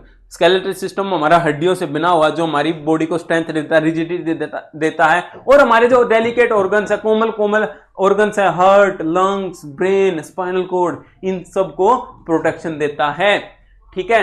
जैसे हमारा स्कल हो गया, वर्टेब्रल कॉलम हो गए, रिब केज हो गया। From the base of the school it extends A flexible column called backbone. हमारी school की बेस से एक लंबी सी वर्टेब्रल कॉलम, छल्लों की एक लंबी सी रोड जाती है जिसको हम क्या बोलते हैं? बैकबोन, ठीक है। या फिर वर्टेब्रल कॉलम जो स्पाइन कहलाती है, हमारी रीढ़ की हड्डी, made up of series of small bones called vertebrae. तो ये छोटे छोटे छल्लों से बनी होती है। आप अगर आप अपनी स्पाइनल कॉर्ड पे अगर हाथ भी फेर के देखोगे ना तो भी आपको फील होंगे ये। इनको क्या बोलते हैं? हमें वर्टिब्रे। आपसे पूछ रहा हूं कि हमारा कितने वो होते हैं, कमेंट में अभी बताओ कि कितने हमारे पैर होते हैं, कितने वर्टिब्रे कॉलम होते हैं हमारी बैकबोन के अंदर। देखते हैं भाई कौन बताएगा। It supports the body and helps us stand upright. ये हमारी बॉडी को सपोर्ट करता है और हमें सीधा खड़ा रहने में हेल्प करती है हमारी backbone. Between each vertebra there is a cartilage disc. हर एक वर्टिब्रा कॉलम के बीच में, मान लीजिए कि वर्टिब्रा कॉलम ये आपस में जुड़ा हुआ तो बीच में हमारी कार्टिलेज भी होगी। विच एक्ट एज, जो हमारे क्वेश्चनिंग का काम करती है, शॉक एब्जॉर्प्शन का, फ्लेक्सिबिलिटी का काम करती है। So we can bend and twist without injury. तो हमें बिना किसी इंजरी के इधर से उधर मूव कर सके, ट्विस्ट कर सके या फिर बेंड हो सके। जो और हमारी जो इंटरनल स्पाइनल कॉर्ड है वो भी, उसको भी कोई दिक्कत ना आए। Can you feel the bones under your chest. क्या हमारी जो चेस्ट है उसके अंदर जो बोन्स हैं उनको फील कर सकते हो? बिल्कुल, अभी भी आप टच करके देखो ना तो आपको फील्स होंगी। जो ज्यादा मोटे होंगे, जो ज्यादा हेल्दी होंगे उनको शायद कम फील हो, लेकिन ये जो नॉर्मल है ना साइड वाली, ये तो बहुत इजीली फील हो जाती हैं। Now these are your ribs. ये हमारी क्या है? रिब्स। इनको पसलियां बोलते हैं हिंदी में। You have 12 pair of ribs. हमारे पास 12 जोड़ी क्या है? रिब्स। 12 इस साइड 12 इस साइड, ठीक है। And together they form a rib cage. और दोनों 24 के 24 मिलकर एक पिंजरे टाइप बना लेते हैं। The ribs act like a protective cage to protect vital organ. तो ये एक पिंजरे की तरह काम करती है, जो हमारे कोमल अंग हैं उनको प्रोटेक्ट करती है, जैसे हार्ट और लंग्स को। You may wonder why can such a strong cage move. क्या तुमने वंडर किया है कि कैसे हमारा एक इतना मजबूत जो केज है वो मूव करता है। जैसे अगर हम सांस लेते हैं तो हमारी जो रिब्स हैं वो एक्सपेंड करती हैं, कैसे। And why does it need to move, और उसको हिलने की भी क्या जरूरत है। The ribs are attached to the spine at the back. जो हमारी रिब्स है ना वो पीछे तो हमारी स्पाइनल कॉर्ड से जुड़ी हुई हैं, और आगे किससे जुड़ी हुई हैं, हमारी जो ब्रेस्ट बोन बोलते हैं, हमारी बीच में जो सेंटर की बोन होती है इसको बोलते हैं हमें स्टर्नम, इससे जुड़ी होती हैं। They are joint by flexible cartilage. तो ये फ्लेक्सिबल कार्टिलेज से जुड़ी है यहां से, ठीक है। बीच में कार्टिलेज होता है, क्योंकि जब एक्सपेंड करती है ना तो वो कार्टिलेज थोड़ा एक्सपेंड हो जाता है, जिससे हमारा स्पेस क्रिएट हो जाता है, हमारा जो रिब्स है वो फैल पाती है, हम सांस लेने में आसानी होती है, जिसके जैसे हमारी जो चेस्ट है उसके अंदर स्पेस इंक्रीज और डिक्रीज करने में हेल्प करता है, जिसकी वजह से हमारी air move in move out हो सके, ठीक है। अगर हमारी रिब्स में इंजरी हो जाए, तो अगर मान लो किसी की पसलियां वगैरह टूट गई, तो उसको फिर सांस लेने में दिक्कत होती है। क्यों? क्योंकि वो फिर सांस लेगा, उसके वो जॉइंट खींचेगा, जहां से टूटी हुई मूवमेंट होगी और पेन होगा। ब्रीदिंग साइंस एंड सोसाइटी कई ये है, मतलब कि किस तरीके से हम भाई हमारी जो योगा है, ठीक है, वो हमारी कैसे कैसे हमारी हेल्थ को मेंटेन करती है। देखो, yoga described in ancient Indian text include physical posture. इसके अंदर हमारे फिजिकल पोस्चर, बॉडी के पोस्चर, ब्रीदिंग एंड मेडिटेशन, ये सारे इंक्लूड हैं। हम अलग अलग पोजीशन बनाते हैं बॉडी की, ठीक है, हम सांस को कंट्रोल करते हैं, हम मेडिटेशन करते हैं, ध्यान लगाते हैं, ये सब इंक्लूडेड हैं। Research shows it improve flexibility. तो रिसर्च ने भी शो किया इससे हमारी बॉडी लचीली बनती है, पोस्चर मेंटेन होता है, और हमारी ब्रीदिंग भी अच्छी होती है, जिससे हमारा स्ट्रेस रिलीज होता है, हमें टेंशन नहीं रहती। And health prevent lifestyle disease, और हमारी लाइफ लॉन्ग जो हमारी डिजीज होती हैं उनसे भी बचाने में हेल्प करता है, जो हमारी बीमारियां हैं उनको प्रिवेंट करता है। Every year 21 June is observe as the international yoga day. ठीक है, हमें पता है योगा डे हमारा 21 जून को हर साल मनाया जाता है। तो maintaining correct posture, proper nutrition, अगर हम करेक्ट पोस्चर मेंटेन करके रखें बॉडी का, अच्छा न्यूट्रिशन लेंगे, रेगुलर एक्सरसाइज करेंगे और योगा करेंगे, तो हमारी जो बोन्स है वो स्ट्रॉन्ग रहेंगी, मसल्स फिट्स रहेंगी, फ्लेक्सिबल रहेंगी, जिससे हमारी बॉडी में स्टिफनेस नहीं आएगी, अकड़ नहीं आएगी, जोड़ों वगैरह में दर्द नहीं होगा और हम हेल्दी बने रहेंगे। ठीक है, उसके बाद आ गए भाई हमारे एक साइंटिस्ट थे, ठीक है, इन्होंने भी एक एक्सपेरिमेंट किया था और एक डिस्कवरी की थी। इन्होंने क्या किया था, इन्होंने एक मतलब ये है ना जैसे कैरेट है, ठीक है, इसका एक टिश्यू लिया, ठीक है, क्रॉस सेक्शन ऑफ कैरेट लिया, उसको फिर उन्होंने पानी के अंदर फ्रेगमेंट करके डाला, वहां से ऐसी जगह ऐसे सॉल्यूशन के अंदर डाला जिसके अंदर न्यूट्रिएंट वगैरह भी थे, तो वहां से टिश्यूज ग्रो करने लगे, टिश्यू ग्रो करने लगे धीरे धीरे, ठीक है, एक नया प्लांट डेवलप होने लग गया और एक सेल बनी, सेल से फिर टिश्यू बढ़ते बढ़ते पूरा एक प्लांट हमारा डेवलप हो गया और एक नई वैरायटी की हमारी जो गाजर थी वो बन के आ गई। तो ये इन्होंने भी एक्सपेरिमेंट किया था, आप डीपली पढ़ सकते हो। नाउ